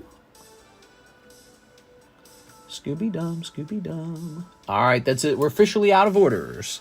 We are 1 hour and 47 minutes into the stream. It's 2:08. Let's go find a giveaway slab, shall we? Shall we? What do we got? Do I got something in here? Oh, I can't even pick these stupid slabs up, man. Stupid slabs. All right, we have a giveaway slab. It is another one of these South Park cards. I have sold a number of the South Park cards, but I will mention this. They are much harder to sell when they do not grade 10. And that's true for most things. But I think it's extra true for a card set that is more niche. Like, people will buy a PSA 8 of a Pokemon if they really want it. They will not buy PSA 8 of a set that they weren't necessarily looking for in the first place. They, you know, it wasn't on their list of things they were originally intending to purchase. So that says free. But free is free. There we go. It's got to be worth $5 to $10. Actually, I think it's about $15. I think that's the value of it. And if you can pull this cool cat, then you can add it to your bag, and now you've got it some thicker. You can even give it away yourself one day if you wanted to. Why not? So let me go ahead and reset the giveaway channel. No one wants to finish Cubone? Crazy, says 6. Yeah, let me show off that Cubone again. Cubone is a single spot away. I could create a, I've thought about trying something. So it's a $40 break, right? So check this out. Check this out, everybody. You're watching? So let's do this. See this energy card?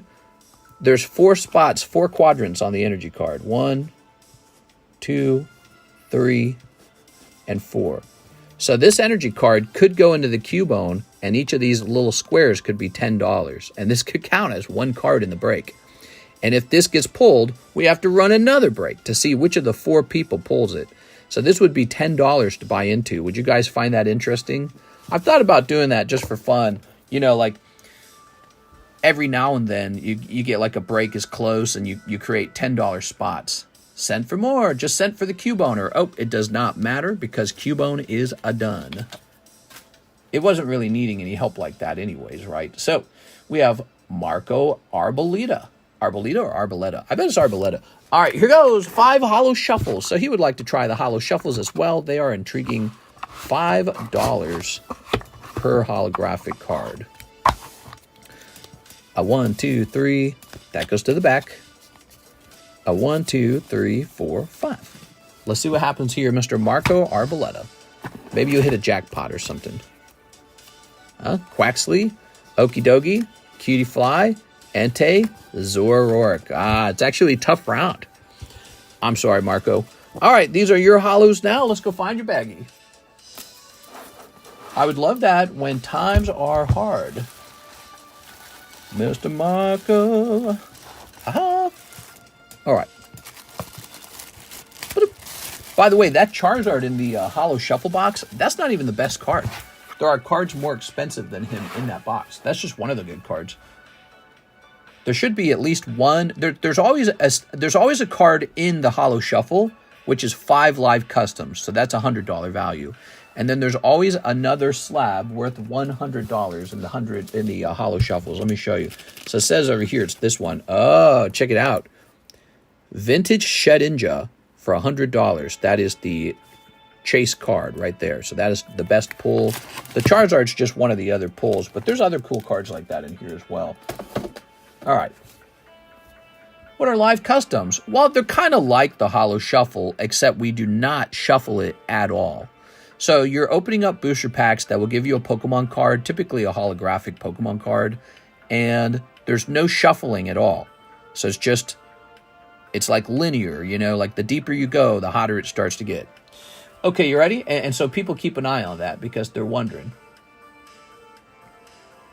Okay, I believe we did that, Mr. Marco.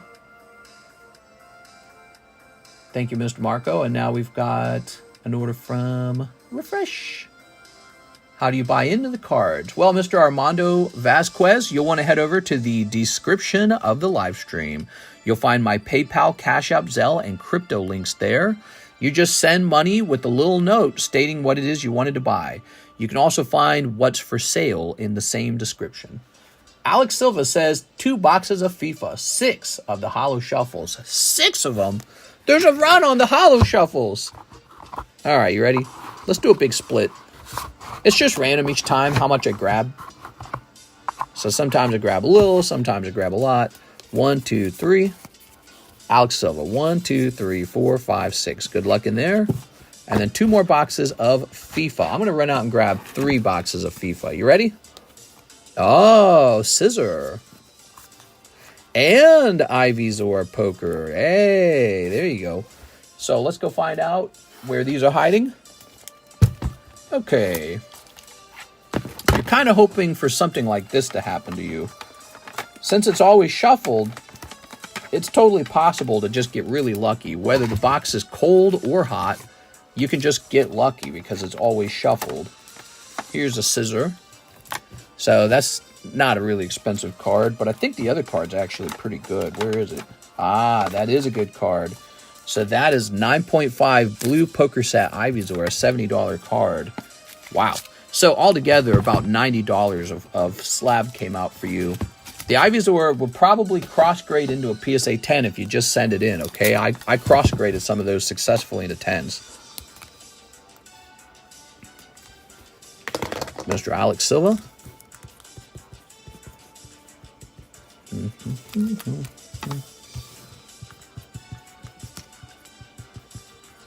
Okay, do you want your holos, by the way? Let me know. Some people don't care for them, so they just give them up. So jealous, is Marco Arboleta. It could happen if you get lucky. So let's go grab 2 boxes of FIFA. No need. All right, so I'll just toss these back here to be reused. All right. FIFA.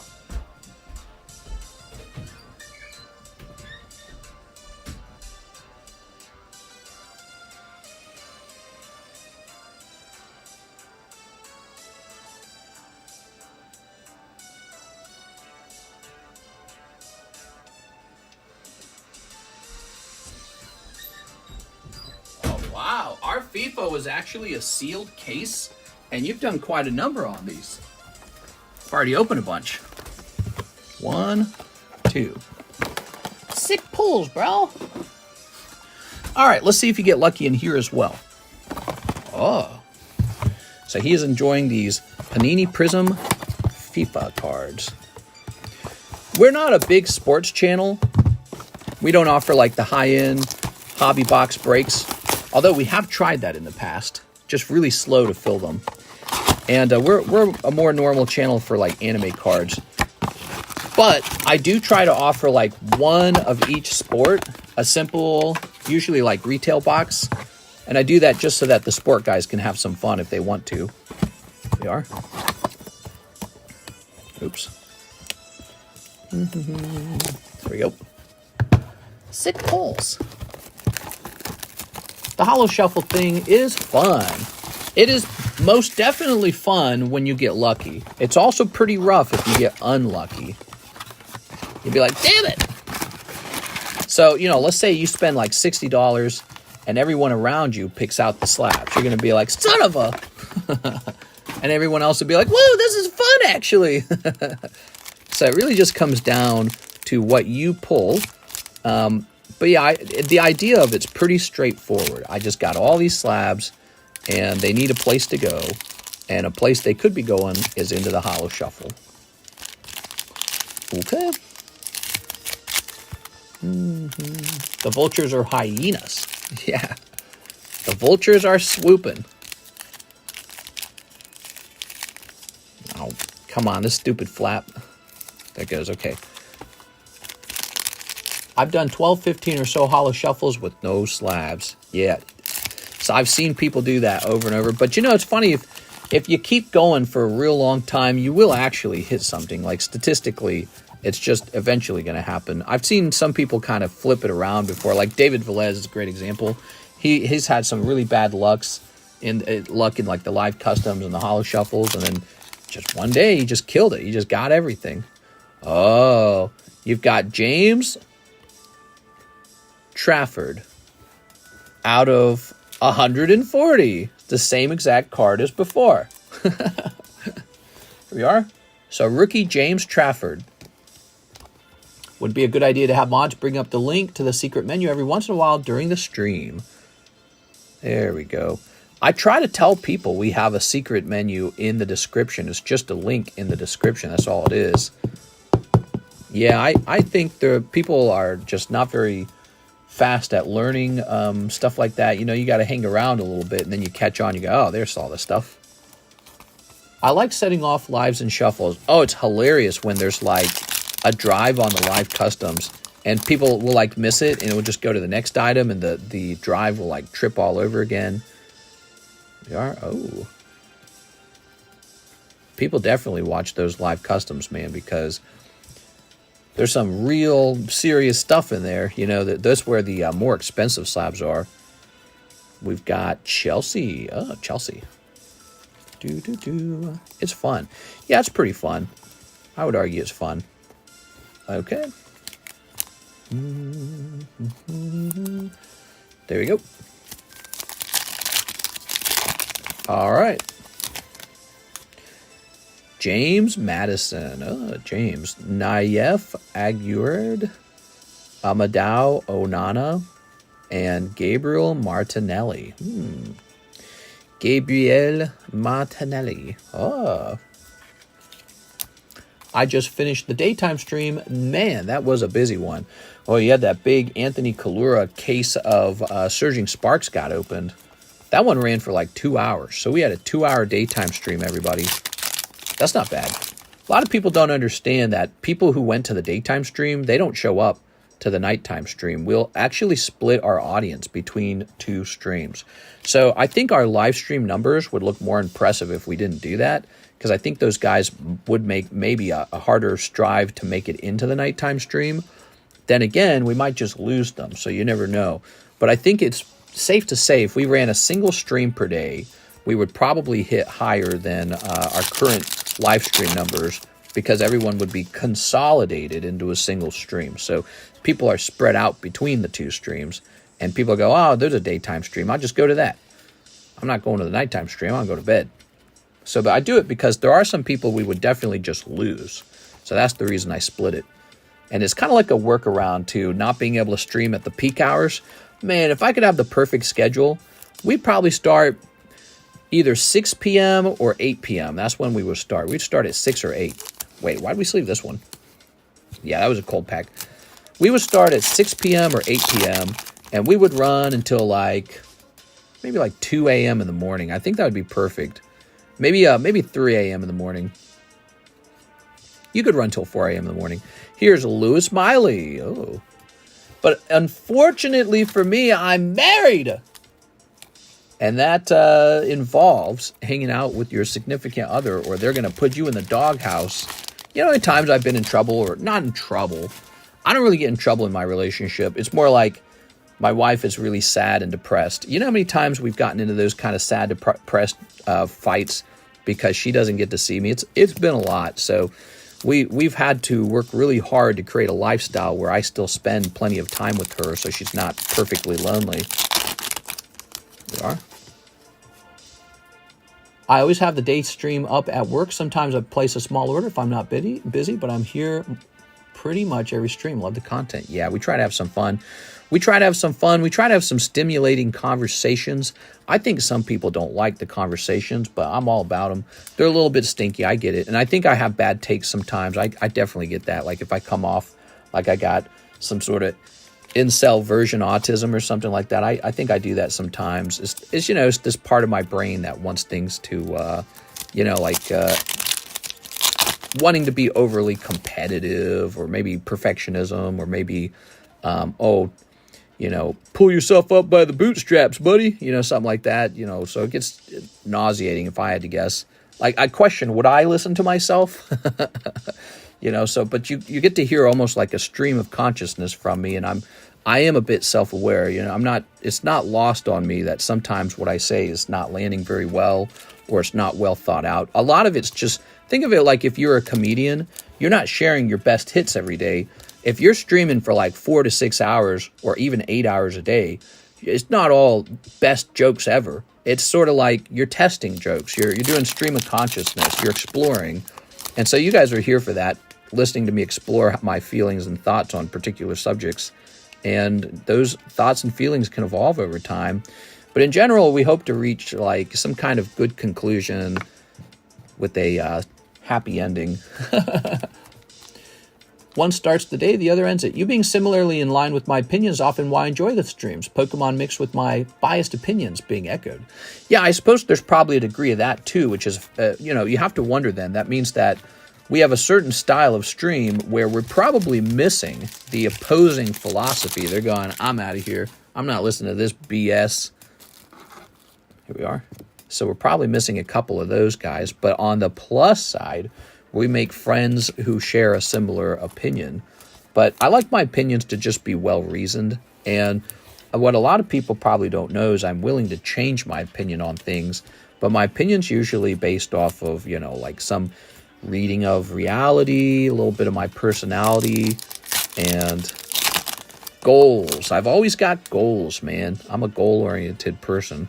But maybe you could chalk that down to personality as well. Here is Lucas and William. Oh, we don't need stupid people. Hey, bro, I'm just here because I watched your Monster Hunter streams and now I'm into cards because of you. Yeah, we got to get those Monster Hunter streams running for when the new game comes out. But boy, is it hard to fit that stream in when we're doing 4 to 6 hours over here, plus shorts. Plus, I have to run the actual business like it's an operation. So it is. Man, it is tough, man. Yesterday, I finished the stream, and so I started working at about 11:30 p.m., right, the previous night. The stream probably goes live by about 12 a.m.-ish, and then I'm done, I think, around 4:50-ish, 4:50 a.m., and then I keep working, and I work all the way up to the very last minute. I climb into bed late at 8:30. I didn't even get to see my wife wake up. She climbs out of bed and goes to work at 8 a.m. So I'm climbing into bed late, and then I can't sleep because I'm laying there and the neighbor's mowing. And they're mowing with the loudest machines I've ever heard. So I just lay there with my eyes open, cursing like, oh, this is going to affect my schedule today. And it did, in fact. I woke up feeling terrible, not enough sleep. And the neighbor, he did it. He did it with the mower, not knowing I'm an overnight worker. But what can you do? Like, I'm going to get screamed out the window, turn those mowers off, mow at night. It's not going to happen. So I just laid there waiting for him to finish mowing.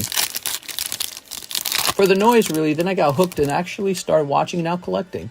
In the least weird way possible, I had your voice in the background a lot while gaming because I enjoyed your content. So I missed it when you came over here and eventually just started tuning in. Oh, that's funny, dude.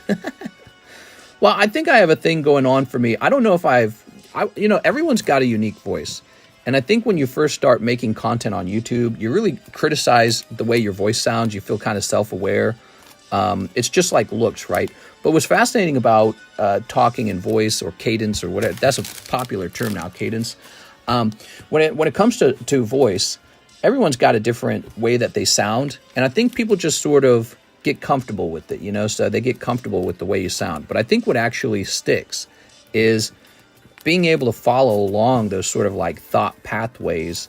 And so if you're just hearing somebody think out loud, that's the enjoyable part. Like, I can do the same thing. I can turn on some show, whether it be liberal or conservative, and if they're just thinking out loud, it's something about that's enjoyable. I don't know what it is. It's like they're thinking for me, and it fills my head up, and I don't have to do the work of thinking anymore. So it's a really relaxing thing. And that's why a lot of my time I spend listening to the news or analysts and stuff like that, whether it be finance, economics, or just regular news. I fall asleep to your streams, mister. Does that make me gay? You are very gay. You'll want to come out and tell your dad, Dad, I'm full-blown gay. There you go. Sorry, Dad. No son of mine's going to be straight. There you go. All right. Twitch has people illegally streaming American Dad and Family Guy. Oh, really? That's funny, man. All right. Copyright theft. There you go. When you make good enough content that people are going to start stealing it, that's when you made good content. Okay, that's Alex Silva. Thank you, Alex. Alex Silva, the guy who kept us busy for the night. This episode brought to you by Alex Silva. There we go. All right. Very nice. Bro, doesn't I do the same thing? I'm happily married to a whammon. I watch those. Makes me happy. Bedtime cartoons. Yeah. Family Guy's great. They're all great. I'm actually a big fan of cartoons. They're one of my favorite things. Magneton. Eevee. I miss South Park. I wish South Park would go back to its old style. And I wish they'd make more content again. But I get it. Those guys they're rich. I'm confident those guys they got to be like 100 millionaires by now or something like that. And if not, well, then that was probably just poor money handling. But yeah, I mean, those guys got to be rich by now, the guys who made South Park. And they're probably looking at each other going, want to just retire? You probably reach a point where you have so much money, you could just stop if you wanted, but you're still doing it because everyone loves what you do. That's how you know you've really won, by the way. That's when people don't want you to stop. They're like, take our money, please. Please don't stop making content. All right, let's see. We have an order. Ryan DeVries, Cubone break. There it is. The Cubone break is over. Those guys are so fun. So many laughs from South Park. But nowadays, it feels like it's harder and harder to get that same quality laugh from South Park.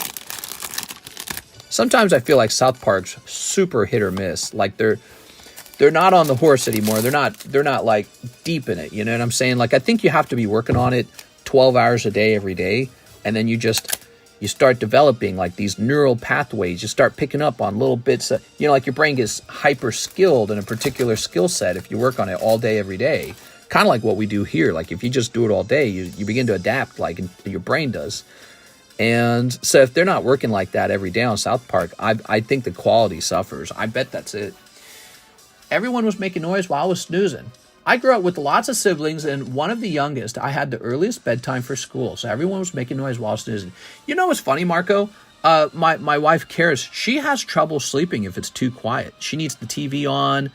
Sometimes she needs to sleep in the family room because it's too lonely. She's this type of person who can't fall asleep unless she's in almost like a social area.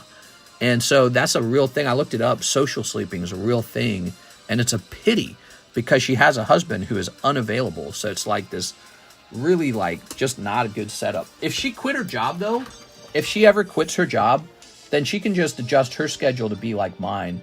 But right now she has a very good paying job, so it's hard to do that. All right. She has a very good paying job, and it's giving us health care and everything, and we got all these houses, all these mortgages, so it would be scary to quit that job right now, but maybe one day. Let's see. So in the Breaks channel in Discord called Breaks History, we are going to go ahead and create a listing that says Fossil Booster Break. Okay, there we go. So we've created our listing so that people know when things ended. Wait a second. It's not the Fossil that ended. Am I going crazy? I'm going crazy. The Fossil didn't end. The Cubone did. Cubone break. You know what I think's going on? My brain thinks Cubone comes from Fossil. I'm so dumb. But actually comes from Jungle Disney. Okay, Cubone break. Alright. Time to put me in an old man home, guys. There we go. Ta-da! I gotta have a fan and the TV going to sleep. Yeah. Go. Alright. South Park is now mainly created by the team. Matt and Trey give the thumbs up and final say, but since they own 100% in the creation, it'll never be like old South Park. Just the way it's got to be. I'll still take it. I'll still take whatever they put out, I'll take it. I miss them so much. I miss the old style and everything. Ooh, here we go. Okay. So Ryan DeVries. Let's go out back, Bessie. You're holding like an old shotgun. 1, 2, 3, 4, 5, 6, 7, 8, 9, 10, 11, 12, 13. Holy. How many spots did Joseph Jones have? 1, 2, 3, 4, 5, 6. I'm scared. I hope he gets it, but there's no way for him to definitely get it. That guy just has to get lucky. Hope he does. He's going to be sad if he misses. All right. Placing that over there. He is in a deep. There's a star card in this one. Let's grab that. Let's grab the star. Let's not have any. Let's not have any shuffling mistakes because I don't want to upset anybody. I'm scared to upset Joseph Jones. I like him. 1, 2, 3, 4, 5, 6, 7, 8, 9, 10, 11. How many spots? 12, 13. There we go. Wouldn't it be sad if I like miscounted what I'm trying to say is, wouldn't it be sad if I miscounted the packs or something and we had to reshuffle it all? And when I made the mistake, he like pulled the hit and I'm like, oh, I have to take it back. I've done that now. Are you threatening my bunghole? I've tried all kinds of things to help me sleep, but I found peak noise, aka rain with thunder, works best. Oh, I don't like the rain with thunder. I like the rain with no thunder. 1, 2, 3, 4, 5, 6, 7, 8, 9, 10, 11, 12, 13. For me, just having a nice fan run on my feet to keep my feet cold, that's good for me. That's all I need. I don't need much more than that. But I can't have the neighbor, mowing in the background. It's just so much noise. Yeah, right, dude. No one's sleeping through that. It's so loud. It comes right through the window. It's really annoying. But that's the cost of being an overnight worker. That's why I'm an overnight worker. I don't get to see the sun, and my neighbor wakes me up with a lawnmower. There's a guy on YouTube who made a 10-hour peaceful rain noise YouTube video, and at the 5-hour mark, he put a woman screaming for her life. What? Nah, dude, that's messed up. Well, I hate the ones that say no ads. So people create they make rain white noise videos, and it's essential that you don't have ads in them because you can't be listening to rain and then a big loud ad plays. And so what happens is it'll say no ads and you'll click on it and you'll turn it on and you'll still be woken up by an ad because they're liars. There are ads in it, and those guys deserve to be punished, man. Awful. You need to be able to downvote it and everyone can see that it got downvoted. But you can't see it because they disabled the downvote. So these guys who make the no ads rain video, and then they still play ads in the middle, it's like, you son of a bitch, dude. You suck. All right, give me a number. You trying to sleep? Nope. I miss having a house with a metal roof. Something about rain hitting it. Yeah, I miss having a house with a Campbell's soup can in it. 11? 1, 2, 3, 4, 5, 6, 7, 8, 9, 10, 11. There it is. All right. Set that to the side. Here are the names. 6 has 2 spot. Joseph Jones has 6 spots. Jesus, dude. Do some research. They are now within contracts that don't allow free reign on content. Huh?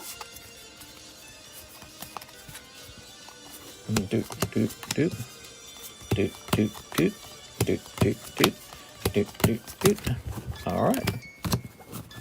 JJ wanted the damn Cubone. They just released the multiple specials, dog. I want the source, please. Multiple specials. All right. Give me a number for the list of names. 7. 1, 2, 3, 4, 5, 6, 7. There it is. All right. Placing that there. Ready. Boom. We got 6 pulling grapple locked. Boom. We got Joseph Jones pulling Tapu Pupu. Joseph Jones pulling Time. Joseph Jones pulling Tapu Lele. Joseph Jones pulling the Star card. Okay, so, well, one of your spots was not wasted. Ooh, this isn't looking good, man. Here's Jacob Hayes with the Zangoose. Anthony Kalura. Slackoff. Ryan Davry. That's going to be it. Ryan Davry with the 1-spot snipe. Sorry, Joseph. That is the way it works. Next up, we've got Joseph Jones with Glimmet. Poor guy. Here's Joseph Jones with Simisear. We've got Pao Glock with Wo Chien. And Pao Glock with Robska. And 6 with Xerneas. All right, Ryan Davry, congratulations. Ta-da! Yeah, it's pretty rough. It's basically, so if you buy 6 out of 13 spots, it's very close to like tossing a coin, isn't it? And in this case, the coin toss went awry. Put these in here. So we will sort these names later. You said they aren't making South Park anymore, though, and they are. Barely missed the hit. That's how it goes, man. That is how it goes. Okay, let's fill these back up.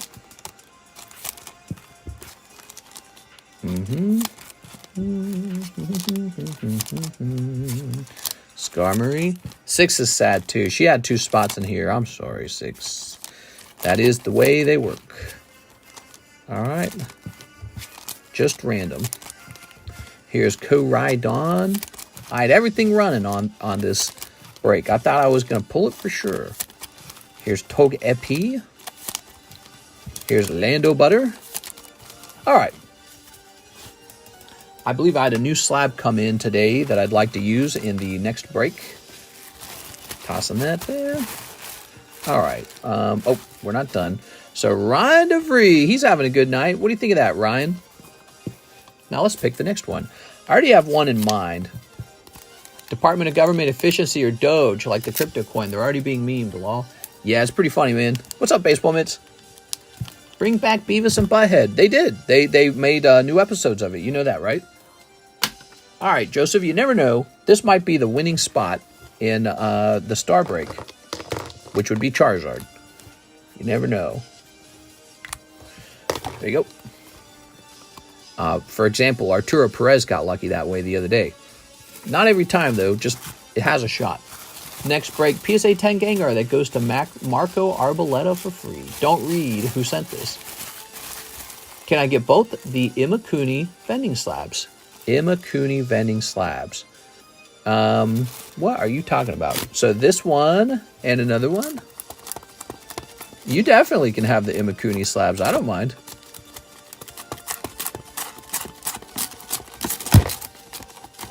There we go. Jen follows that up for free, though. No. There is a green one. Ah, I know what you're talking about. Is that one still on the table? Do you think we moved it into the box by now? I know what you're talking about. I think that one might have been moved into the box by now. Oops, bumped the camera there. I think that one's in the box. I saw it in the box. Okay, so it's in the box, no problem. We are going to go ahead and start up the next break. I already have one in mind. Be right back. Let me go grab it. Just came in hot today.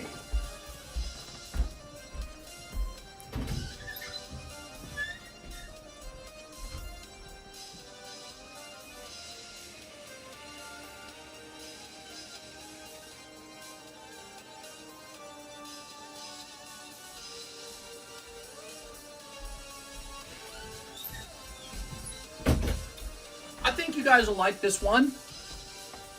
It's a nice looking card. The next break is going to be Light Togetic from Neo Destiny. Ooh, that's not bad. How nice.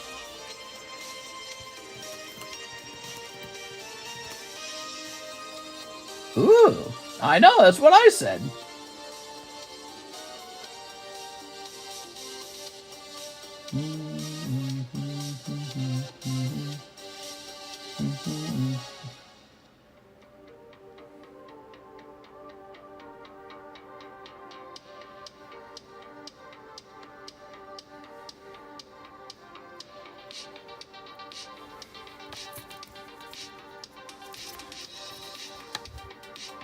Good man, mister.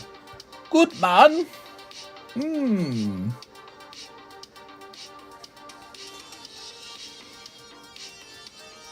Excuse me.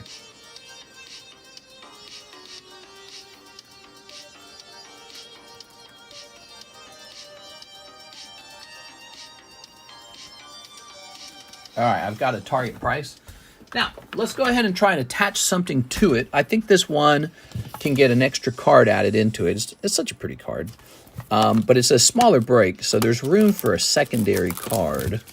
What shall it be? Just something maybe in the $40 range. Like this guy, well, he's a 9. Charizard's always nice. Look at this freaking card, dude. Oh, he's 150, not... I'm crazy, okay. How about this Chikorita? Chikorita 10 is in. All right, Poker Chikorita is the side chick. A lot of femme energy here. I can't speak. Togetic and Chikorita together. So that's going to be the break. Togetic. Add that $30 Gengar. Oh, you like the Gengar. Yeah, he's nice. He is nice. So this break will have a 3 pulls. It'll have a star card, Chikorita, and Togetic. 3 possible pulls coming out of here. If you pull the Chikorita, it's not such a bad situation. If you pull the star card, same deal. You just get shuffled around to a different break. But you really want the light Togetic. Okay, so it looks like it's supposed to be 7.5 spots, huh? 7.5 spots. Well, for the Togetic and the other thing. So with the star card, it'd be 8.5. I'm putting it up at 9. I think this one's going to finish really fast. So this is a 9-spot break. Very brat.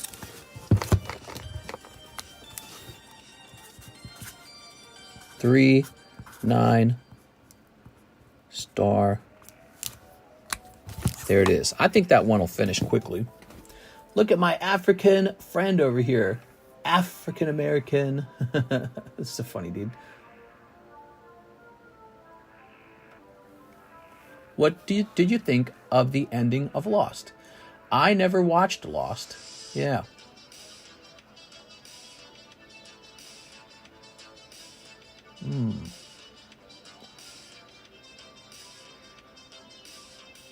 Give it a minute here. Might have to try one spot for the Togetic. That one might move pretty dang fast. He seems popular.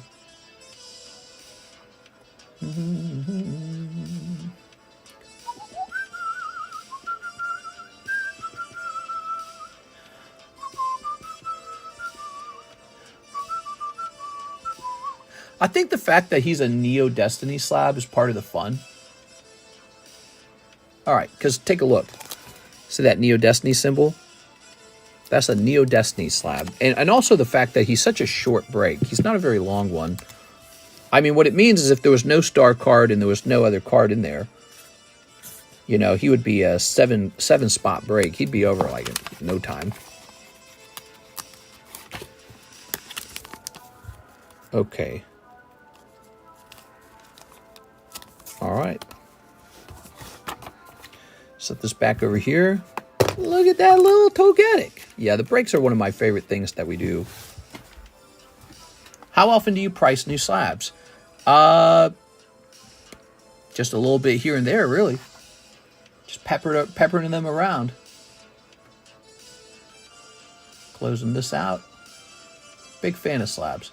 We have an order, Philip Webb, 3 Holo Shuffles. All right, 3 Holo Shuffles. Sent for the slabs and a spot in Togetic. 1, 2, 3. Sounds good. He said 3 of these. 1, 2, 3. Good luck to Philip Webb. Okay, Mr. Philip. Oh, you got the Zard 10. How about that? And that says -10. Do you see that? So the -10 is talking about this thing right here. Tapu Bulu is officially down to 120. When will someone snatch him, I wonder? He started at $200. He's down to $120. Wow. $80 paid for. That's pretty good. Okay, let's go find you this Charizard. Pains me to see this. What was the number? Oh, what was the number on the Charizard? I threw it away too soon. Somebody tell me what the number on that Charizard was. Does anyone remember what the number was? Was it like 14 or something? It was 14, wasn't it? It was 14, correct? I'll buy the Tapu F and Bulu when he's at $10. He could reach that price. I think he'll sell before $10. Okay, he was 14, and here he is. All right. Not an extremely crazy Charizard. $30 Charizard. 35 really. Let's be fair. It was a $35 Charizard. There you go. That'd be a really nice thing to pull out of the box if you could consistently pull it under the full price, though. Because in the end, it is Charizard. Philip Webb. Okay. Look at that, Philip Webb. Is the Tapu Bulu a reverse auction? It's not an auction. It goes down in price over time. And so it's currently at 120. Oh, I guess you would call that like a reverse auction, isn't it? Yeah, so he's at 120, and he's very unique. See the star up there? That's the sign he's the reverse auction. Maybe we need to have a separate... we use the star image too often. We need to have a separate image for this. But yeah, so he started at 200. That was his buy it now price. And he's moved all the way down to 120, and he'll continue to go down. And at some point, the price might actually be tempting enough for somebody to go, all right, I'll buy it. Tapu Bulu from Burning Shadows, a card that I didn't really expect to sell very quickly at the full price. That's why he was chosen. That's how the star card kind of works here. Cool idea. Nobody likes that poopy Pokemon, says Marco. That is going to hurt Tapu Bulu's feelings for sure. I can't believe you would say that, bro. Imagine being him. Carlos Lopez, 1 spot in the Togetic. Wish me luck. Okay, you're in. You really only need 1 spot to have a shot, you know? That's the fun of it. Tapu effing Bulu. All right, Carlos Lopez. Spot number 1 is in.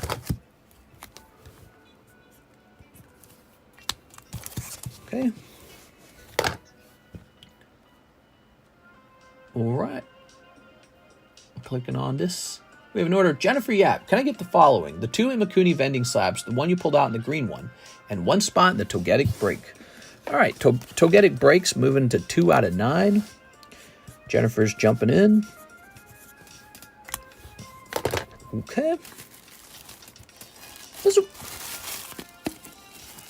Let's grab this. All right. There it is. 2 out of 9. I bet you that one finishes in 1 day when tomorrow starts. What's tomorrow? Tomorrow's Wednesday? Yeah, it might finish in 1 day because it's a 9-spot break. All right, give me a moment here. Let's see what we got. We are looking for the Imakuni green card. He's a card who's green. time to start hunting for it. That's a weird card, huh? The Imakuni ones.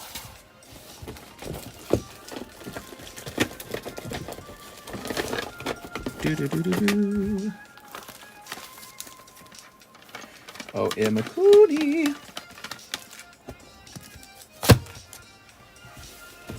What do we got here?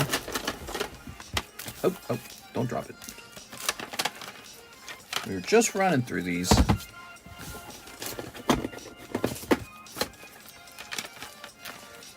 He's not there.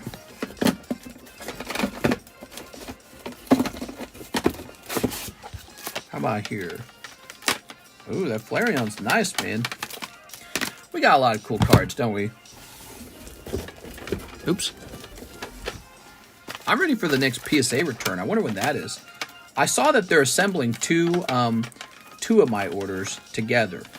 I think that's what they like to do. They like to do 2 at a time. I don't know why they do that. Maybe it's because in their mind they save money on shipping. I think what happens, they hold back one of the submissions gets held back as a result, in my opinion. That's my suspicion. Okay. Scooby-Dooby-Doo.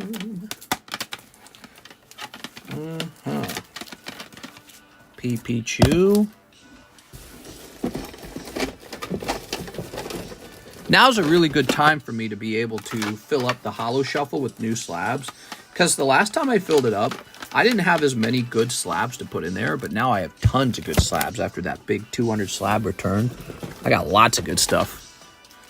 You know, I have more options now. Oh, Imakuni. Where is he? Here's another South Park card that we can give away. We're giving away all the South Park cards. Very nice. Very nice.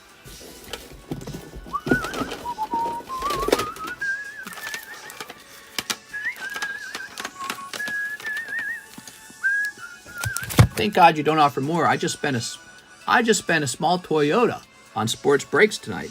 What? Whew. There you go.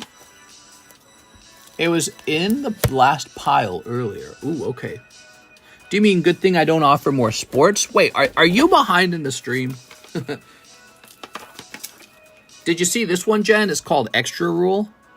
$55 PSA 10. Check out the back of it. I like that one a lot.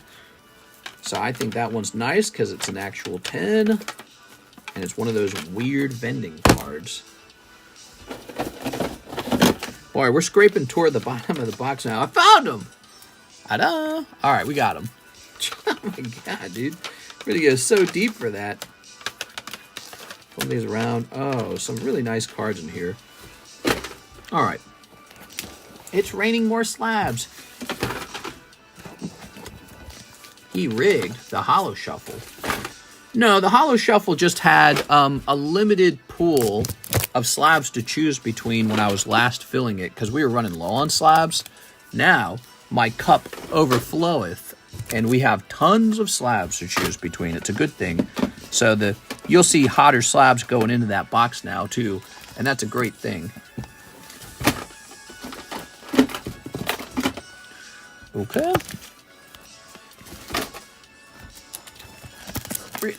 Yeah.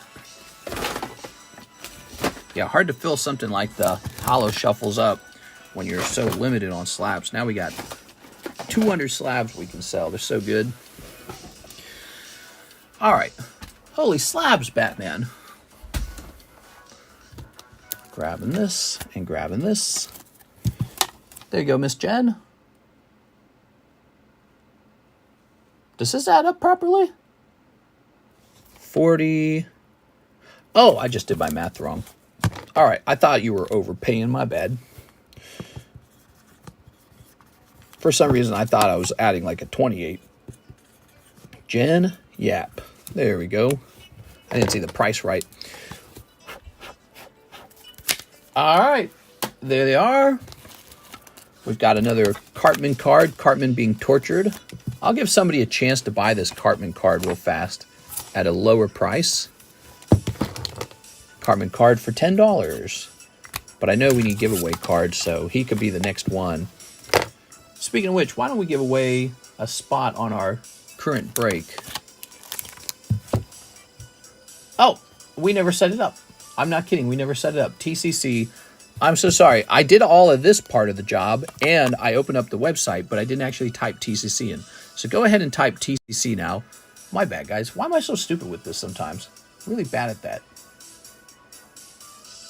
But that's good, because everyone's going to type it in right now. Jonathan Fernandez, 7 packs of Kaiju number 12. Okay.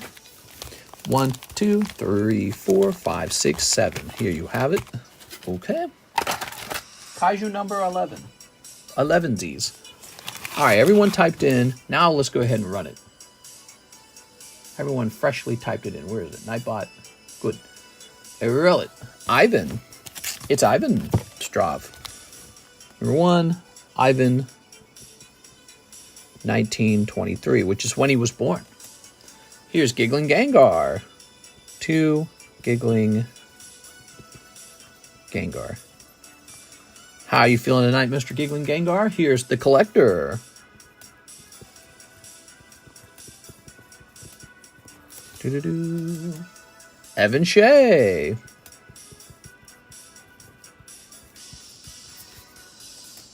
And STP World. There it is. Thank you. All right, so we got a nice round. I like to fill it about 5 spots in a row at a time. That's how we like to do it. Take a look at this. Ooh, very nice. Sent for the $10 Cartman. Okay, he's a cute little card. $10 is even cheaper than the cost of grading it. So, you know, it's not really too risky. It's not too really risky of a purchase at $10, is it? Just a cute little thing. Do. Snipping this, snipping you. Snipping this.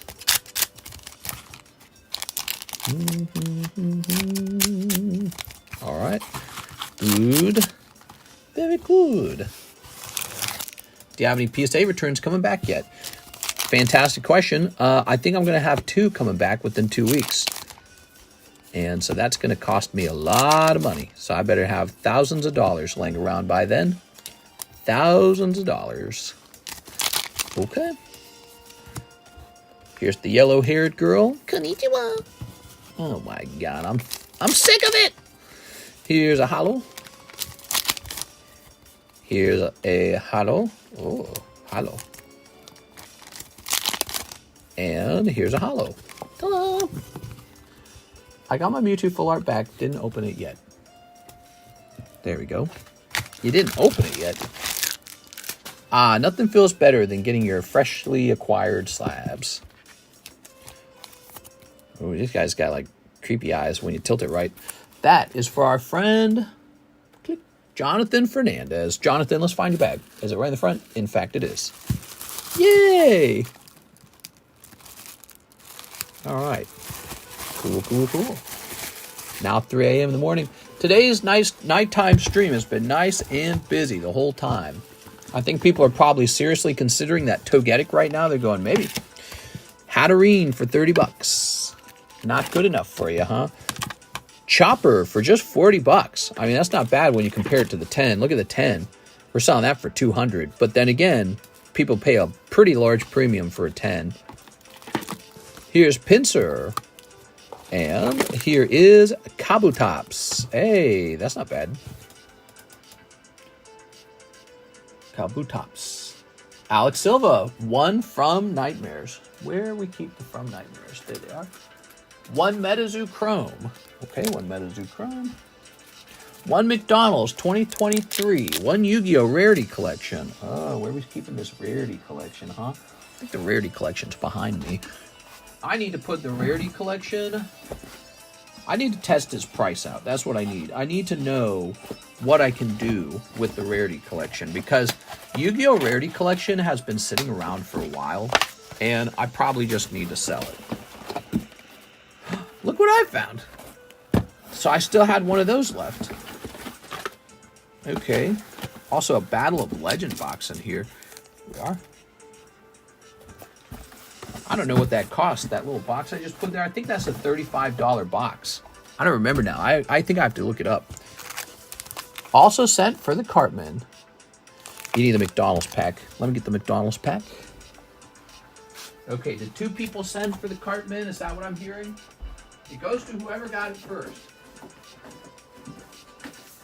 Wow, this McDonald's stuff kind of sold through a little bit. I wasn't even paying attention. That is such a gay duck. 100%. Flamin', bro. Where are my gays for Trump? Where are my gays? You don't look gay. Here you are. You guys remember that? You see that clip? Funny as hell. Why is the gym so hard, says A. Perez. You hanging out at the gym, Mr. A. Perez? You are? All right. Yeah, it's a good idea, man. But ultimately, the #1 good idea is the calorie counting, because I just did last year a big thing where I focused on exercise. This time around, I'm focusing on just eating very little, and it's just working. It doesn't stress my body out or anything. It's just working. You just eat like a controlled diet, really controlled, like down to the calorie. Sarah Mobius. That is truly working. Okay, here's Babe the Blue Ox, Jersey Devil, Chibi Quetzal, and Chibi Mothman. Oh. Okay.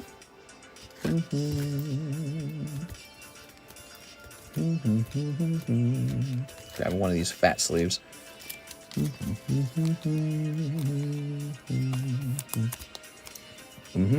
Here's the Yu-Gi-Oh! Quarter century rare. Ghost Bell and Haunted Mansion. All right, quarter century rare popping out there. Not bad. 1-pack quarter century rare is pretty good. And for the Pokemon, you've got Sprigatito. Meow. All right, Sprigatito it is. McDonald's Sprigatito. I'd like it if the McDonald's was more prominent on the card. Like, you notice that there should be like a McDonald's stamp on the card. Kind of sad that there isn't. Okay, that's Alex Silva. Toss that away. Scooby-Dooby-Doo. Sprigatito. That was last year. They had it last year. I don't know why they don't have it this year. It's a good look.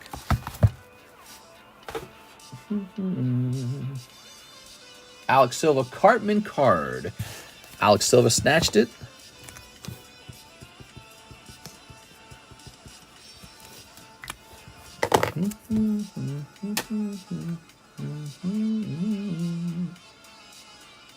Joshua Ramos. 1 Cartman card. Ooh, Alex got it just before you. Sorry, man.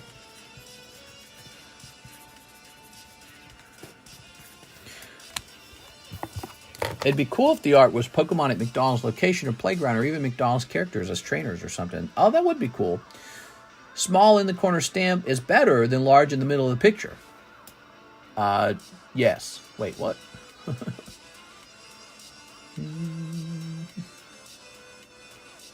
Here's Mr. Miguel Vasquez. Cartman slab. If taken, add it to my slab away. You got it, Mr. Miguel? 3 people wanted it at $10. So it's a desirable card if it's cheaper. Interesting. This goes down to $4.33. 2002 McDonald's is the best. Well, yeah, that's because it's going to be whatever, like Sky Ridge Aquapolis Expedition style cards. Yeah, of course it looks better. But those packs are like $600, whatever they are now. They're unbelievably expensive. They don't even make sense to buy. You might as well just buy the graded slabs. You know, so there's no reason to buy the packs. Tai Hua, finish my slab away and shipping. No bag, 6 slabs. I love it. All right, you got it, Mr. Tai Hua. Let's see. Here it is, PSA 10, Shirahoshi Pop 2. Shirahoshi? I don't even know what that is. That's got to be like One Piece or something, right? Give me a real Shirahoshi here. Lugia, Dusclops. Do you have the King of Spade unknown from Pokemon Poker Pack? I don't think I do. Shirahoshi. Mr. Thank You Haktua. Is this it? No, that's Riley Walter. Oops. Somebody slabbed away the rainbow energy. That's cool. Princess Shirahoshi Pop 2, $200. Bro. Damn, bro. Look at those melons. Okay.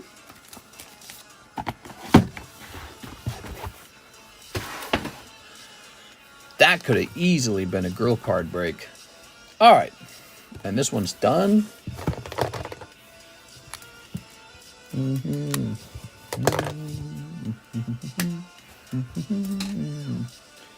Tai Hua.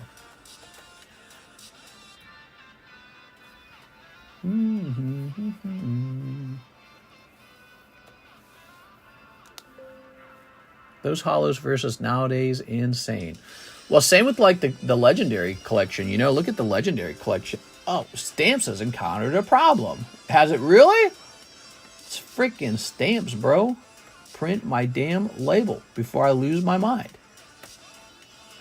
Print. Look at the legendary collection. They never did that ever again.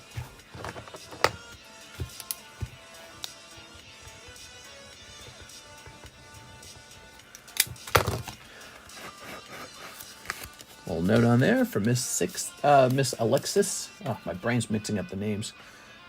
I must be getting tired. All right. That can stay there. The McDonald's set now are often just recycled art with cheap, horrible holo pattern. That's correct. That's correct. It's all reused artwork. I think it makes them less of a collectible for sure, if that's the criticism. Here's a Miltank 10. Put that right there like that. The Holland Phantom. That's cool, right? Pop 33. All right, let's take a picture. I don't believe that expert. I need a card. Yeah, he needs a card, bro. Ooh, I got an important message. What is this? Oh, no, it's not. No, I don't. It's just a message I saved.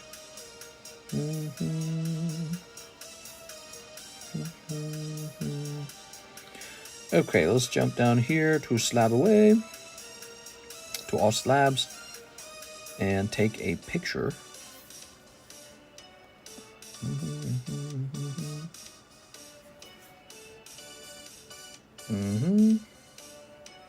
Very good. Ta-da! I might need a card, bro. Sorry, bro. No cards. Let's see. Tai Hu is done. We have an order from Jennifer Yap. 2 boxes of Kaiju. All right, you got it. Miss Jen, going deep on the Kaijus.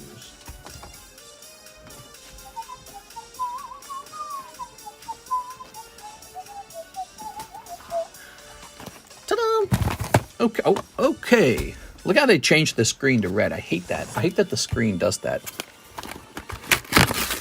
Do you have more of the 2012 one-piece slabs? 2012 one-piece slabs. Nah, not really. Those are super rare and they keep selling instantly. I might be able to grade more of them later. Okay.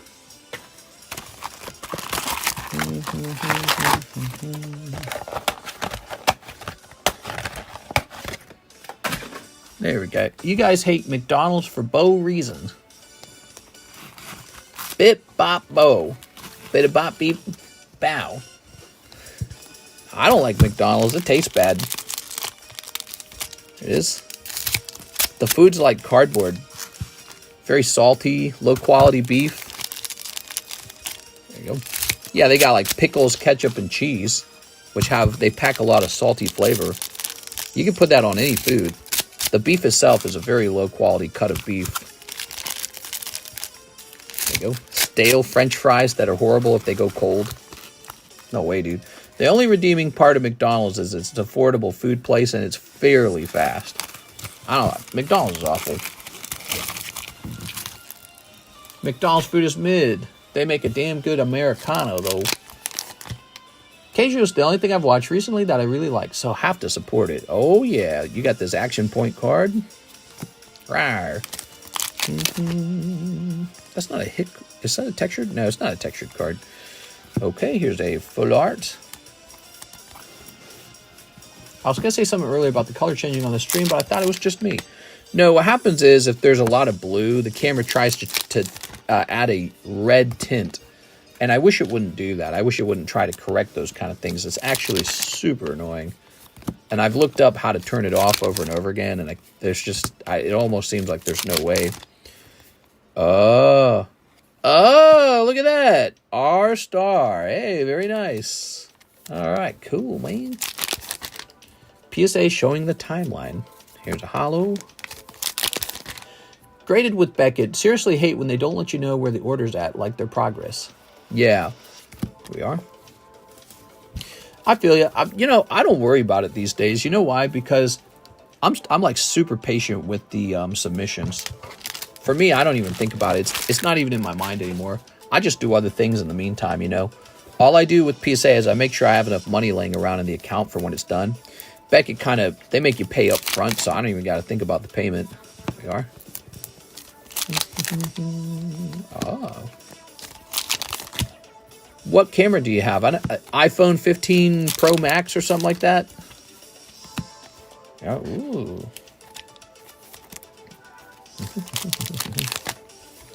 Here's a holo. Here's a holo. Here's a girl with the blonde hair. Do do do do do do do do do do.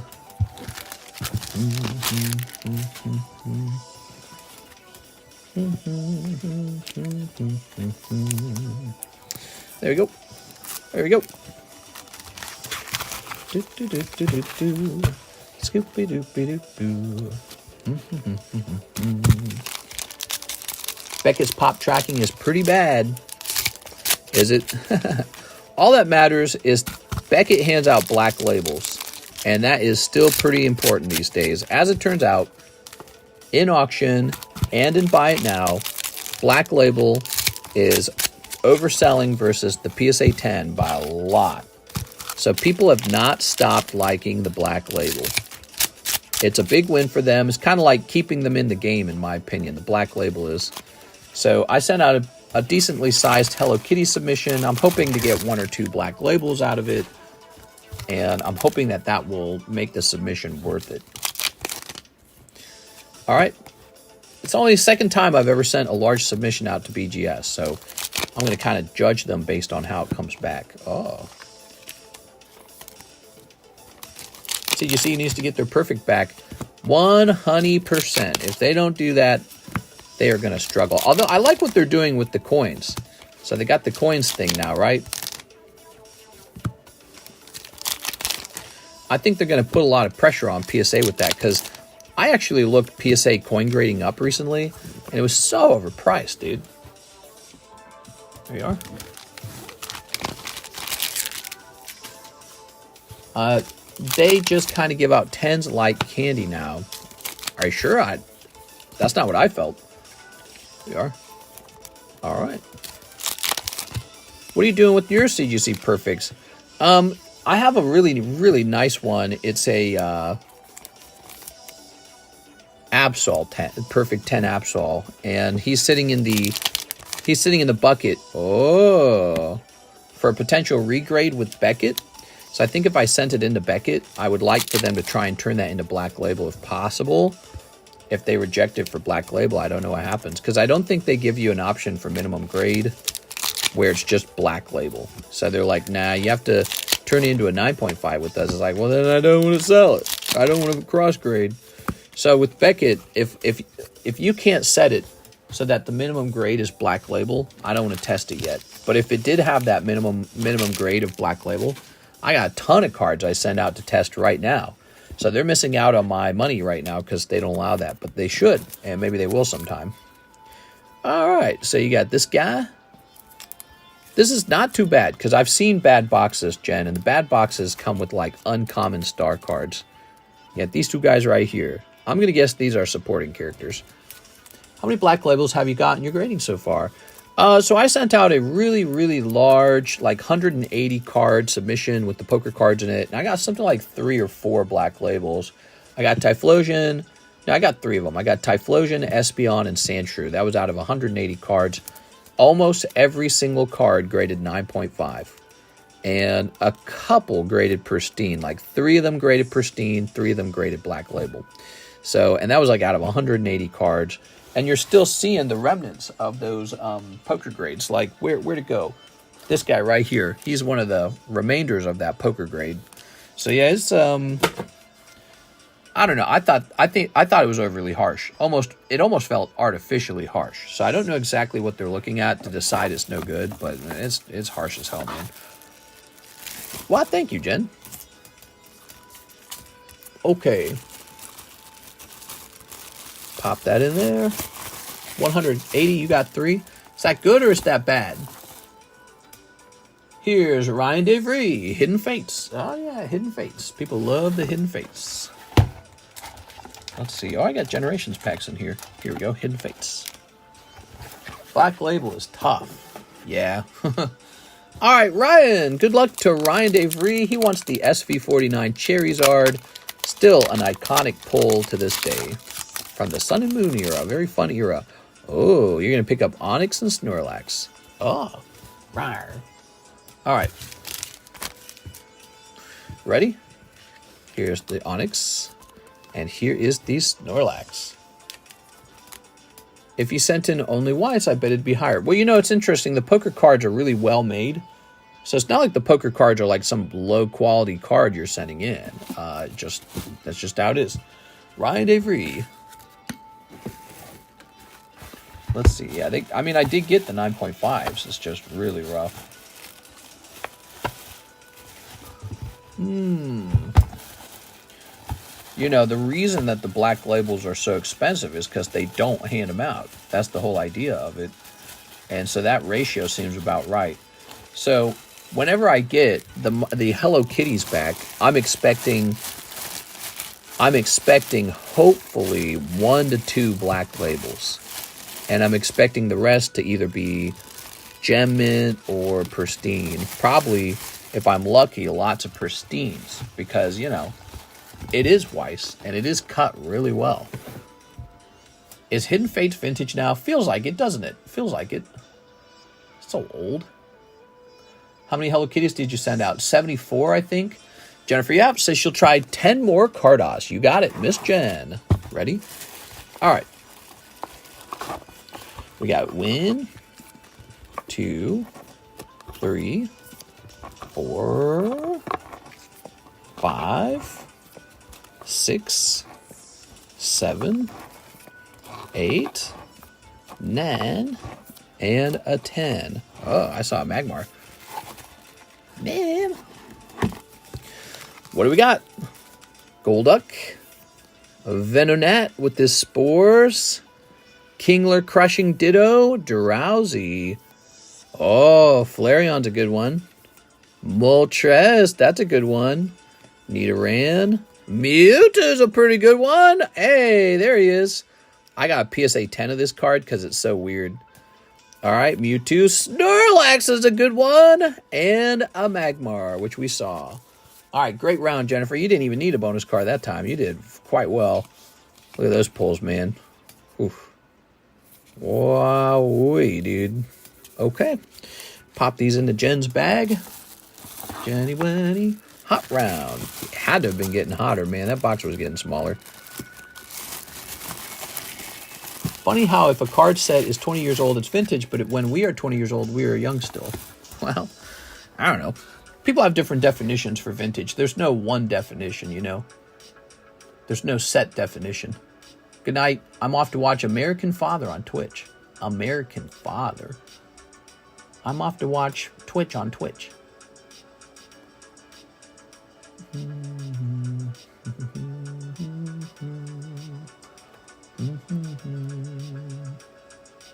Looking at some data here. Woo-wee. That was a nice and fairly busy night. And I think that this Togetic is going to do well. The new Togetic break is so lovely looking. So Togetic is the new Pokeball break. We've got all these other breaks as well and plenty of cards to price up. Let's go ahead and jump over here. Boy, my brain's feeling real slow, man. Not enough sleep. Definitely not enough sleep. So we're out of orders, and I'm going to take a quick look at some of our rare slabs here. These say $11.24 on them. They've actually been priced up recently. I don't remember if this one was supposed to be for sale. I don't think it was. This one says $10.24. Here's a Cradilly that could use repricing. Look at that ugly sleeve. Let's get its fresh pricing. Antique the Collector. The word you're looking for is antique. Okay, so here is a Holland Phantom, a card I know you guys are tripping yourselves over for. Holland Phantom's Cradilly.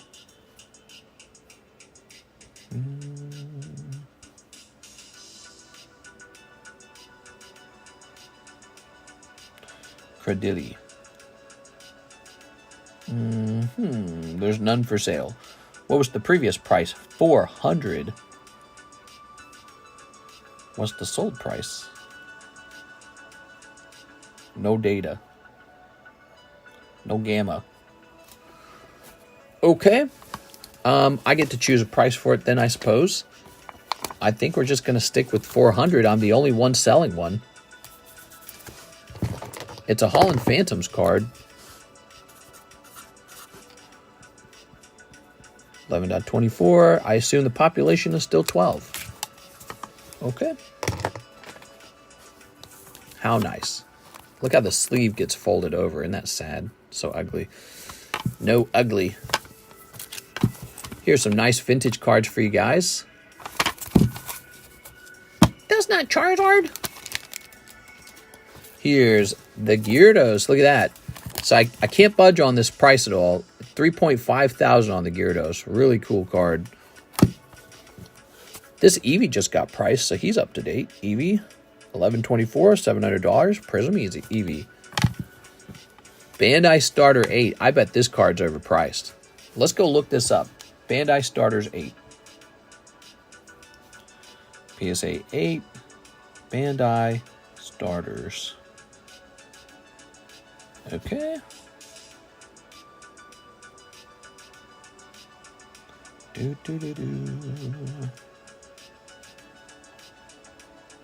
I am wrong.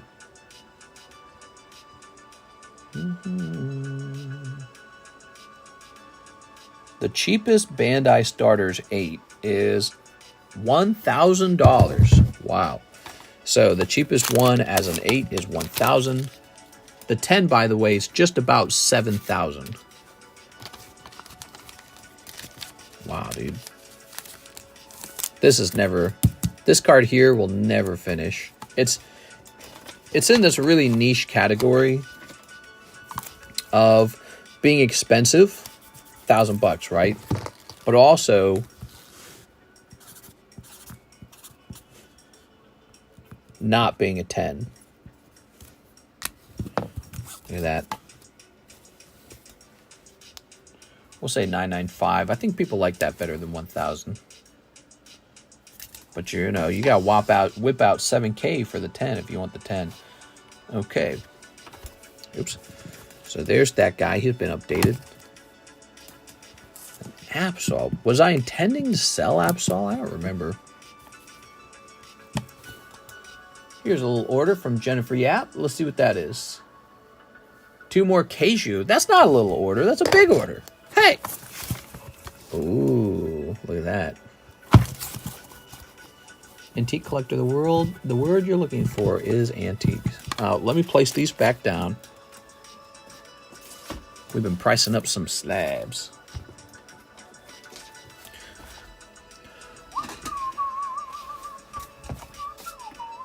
That's the end of the case, which means the next box is from a fresh case.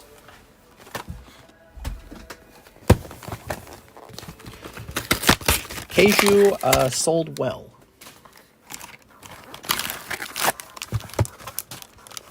Okay.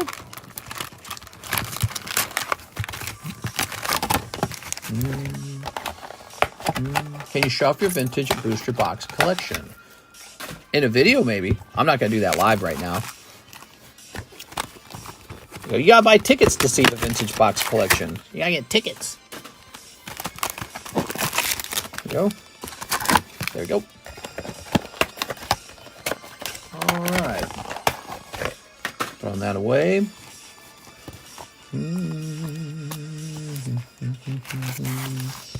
Ugh.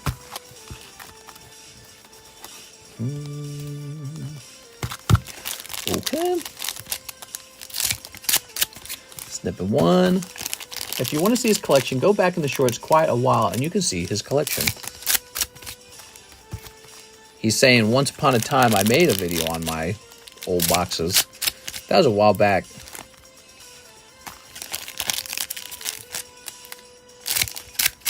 Okay. All right. Very nice.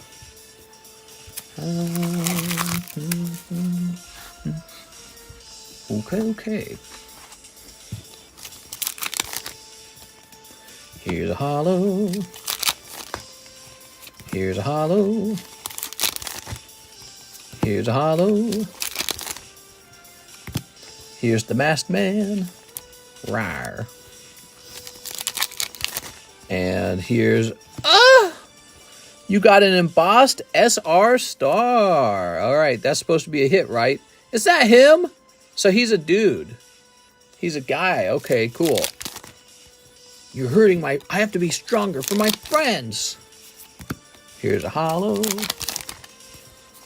I'm going to guess that's a good one. What do you guys think? Here's a holo. Here's a holo. Here's a holo. What do you think of that pull, Jen?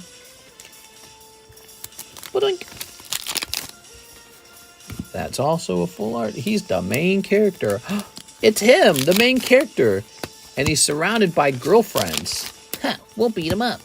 Not on my watch. And, oh.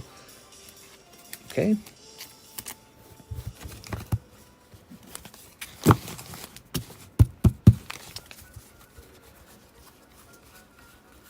Little action point card there. Action point card here. That's much easier, isn't it? Little action point card here. All right. Okay. Doo-ba-doo-doo-doo-doo-doo.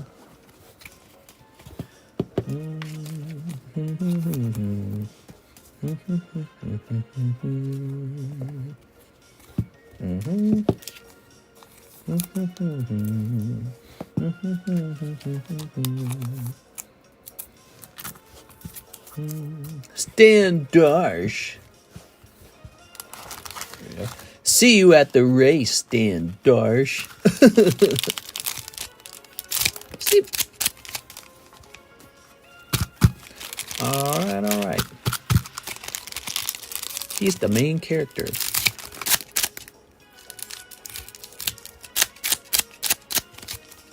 I'll look up Stan Darsh now.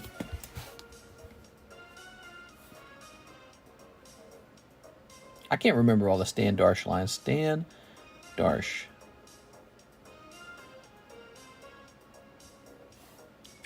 The most important thing is family. Oh, God. AAA shares the... This holiday season, U.S. As a special treat tonight, we're proud to have the winner of today's race, Tad Mikowski. Tad Mikowski. Oh, wait. If I play this, I bet it demonetizes the whole stream. I can't do it. I'm so stupid. Oh, man, I hate the way that works, man. It's just a 40-second clip, right? Watching that Aspen episode right now. Stan Darsh. There we go. Well, if you're so good, I challenge you to a ski-off. Don't play that, mister. I'm not going to play it. Here's a holo. Oh, I only clipped half the packs. Oh, electric guy. Oh, konnichiwa. Onizawa. Holo. All right. Damn you, YouTube. But dude, they've got Heather. Dude, they've got Heather. All right. Ow. Do-do-do-do-do-do. Sleep. You a fan of the Lycia's appeal? No. All right. And... sleep. No waifus for me.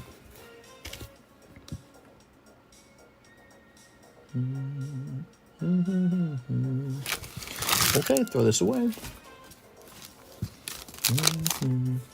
Oh. Here's this girl here. I think we need to go back and check for the action point cards. Don't you guys think we need to check for those action point cards? I think we do. Haha. Okay, here's a holo. Here's a holo. And... oh! What's this? SR Star. That looks super cool. I'm going to bet this is a better pull than usual. Well, look at that. Talk to me, Jen. Did we do it? Is this a clip? Clip it! Wow, your second round treating you well. I think your second round was treating you real well. What do you guys think? You think the second round treated her well? Nice. Oh man, now it's Russell Crowe from Fighting Around the World. Do and fighting around the world. I don't remember the whole jingle. And fighting around the world. Oh. Oh. That's a real konnichiwa moment.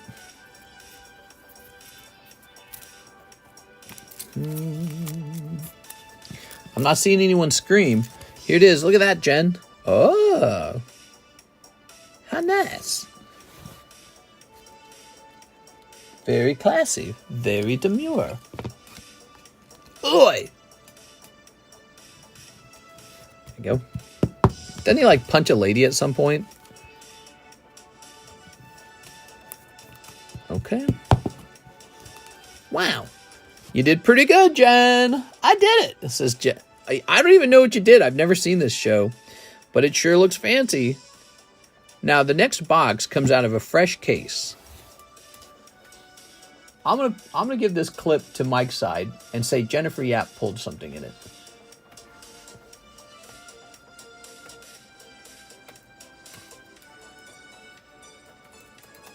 Jen Yap pulled something, but I don't know what. 3. There we go. I think when he fights the group of Chinese people. Oh, yeah, he's saying like all these racist stereotypes. God, dude. South Park, man. All right, Jen. What a productive night for Jen. She got all these cards. She's very happy with it. She got some nice Cardos cards as well. How nice. I'm about to say konnichiwa.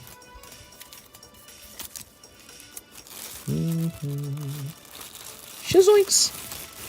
Okay. Dooba-dooba-doo. Here's an order from our friend Terry Clyde Sherman, who's applying $150 to his slab away. Mr. Terry, Mr. Terry.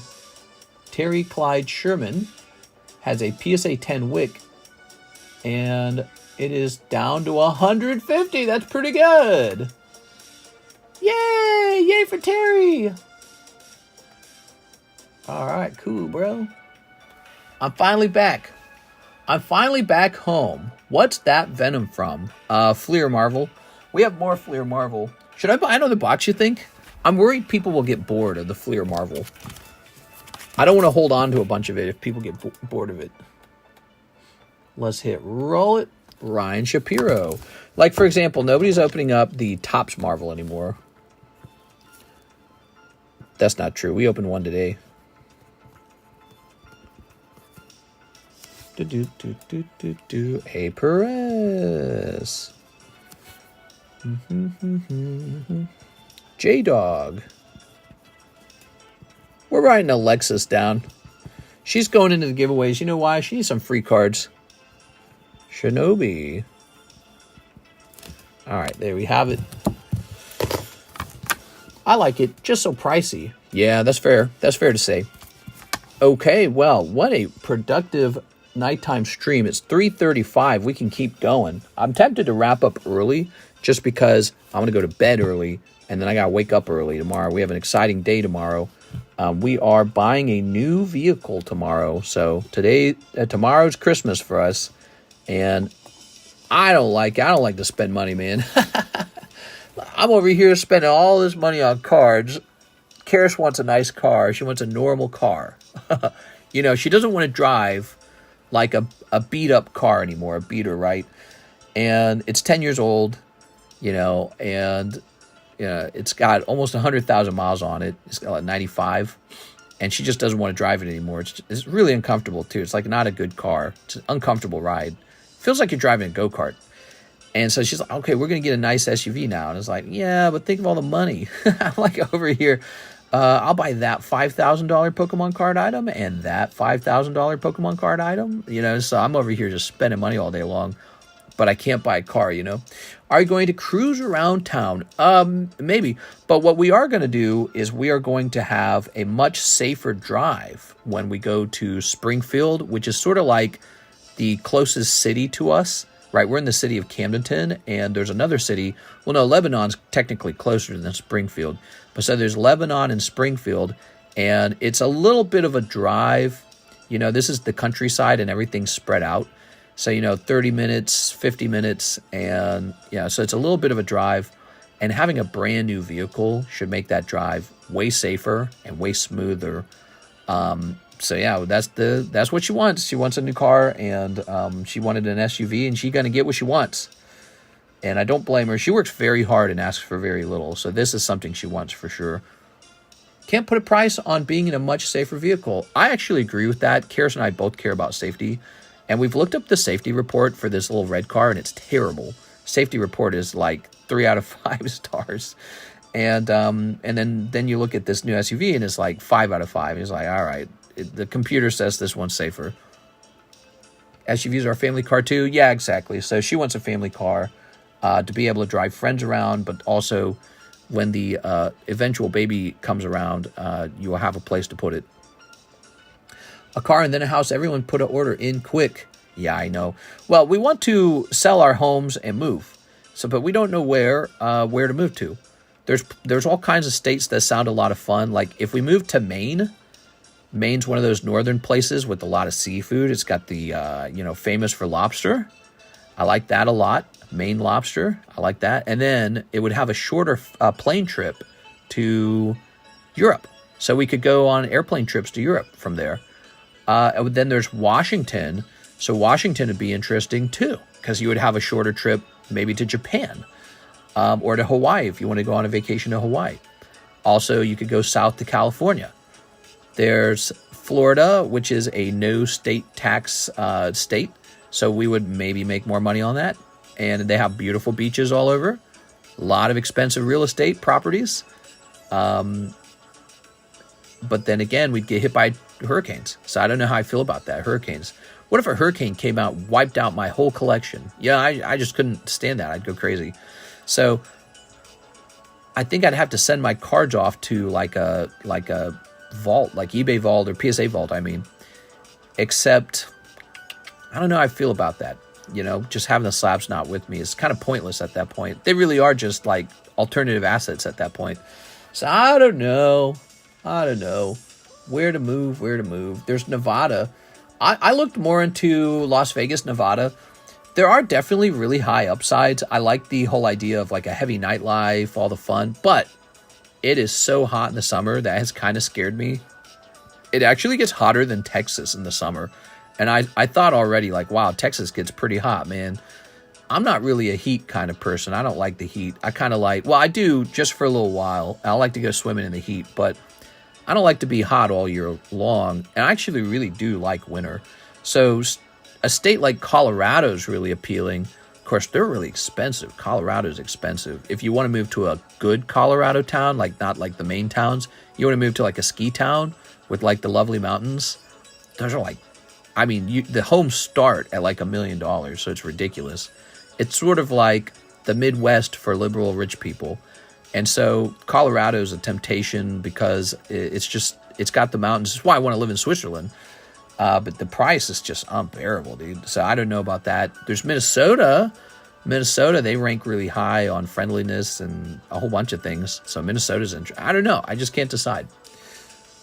Even not in the main towns, the homes are $800K. Yeah, we've analyzed Colorado. We can move there. It's just that we wouldn't be buying much of a home over there. And so it could be more clever to pick an unusual place to live with maybe less competition because it's not like a brand name state. You know, Colorado, California, Hawaii, those are like brand name states. You know, it's where people think first to move. And as a result of that, the prices have been driven up like crazy. Unless we were to move somewhere strange in Colorado, like really, really remote, which we could do that. Colorado is too expensive. Well, I mean, you'd be surprised if we sold all our properties. I think we could do an okay-sized home. But you're right. The house, we have a limit. And Colorado is so expensive. We'd probably be buying a small home, probably in a location we don't even care for. So it's definitely tricky. But, and we'd have to sell all 3 of these homes. So it's going to take a while. That will also give us some time to save up too.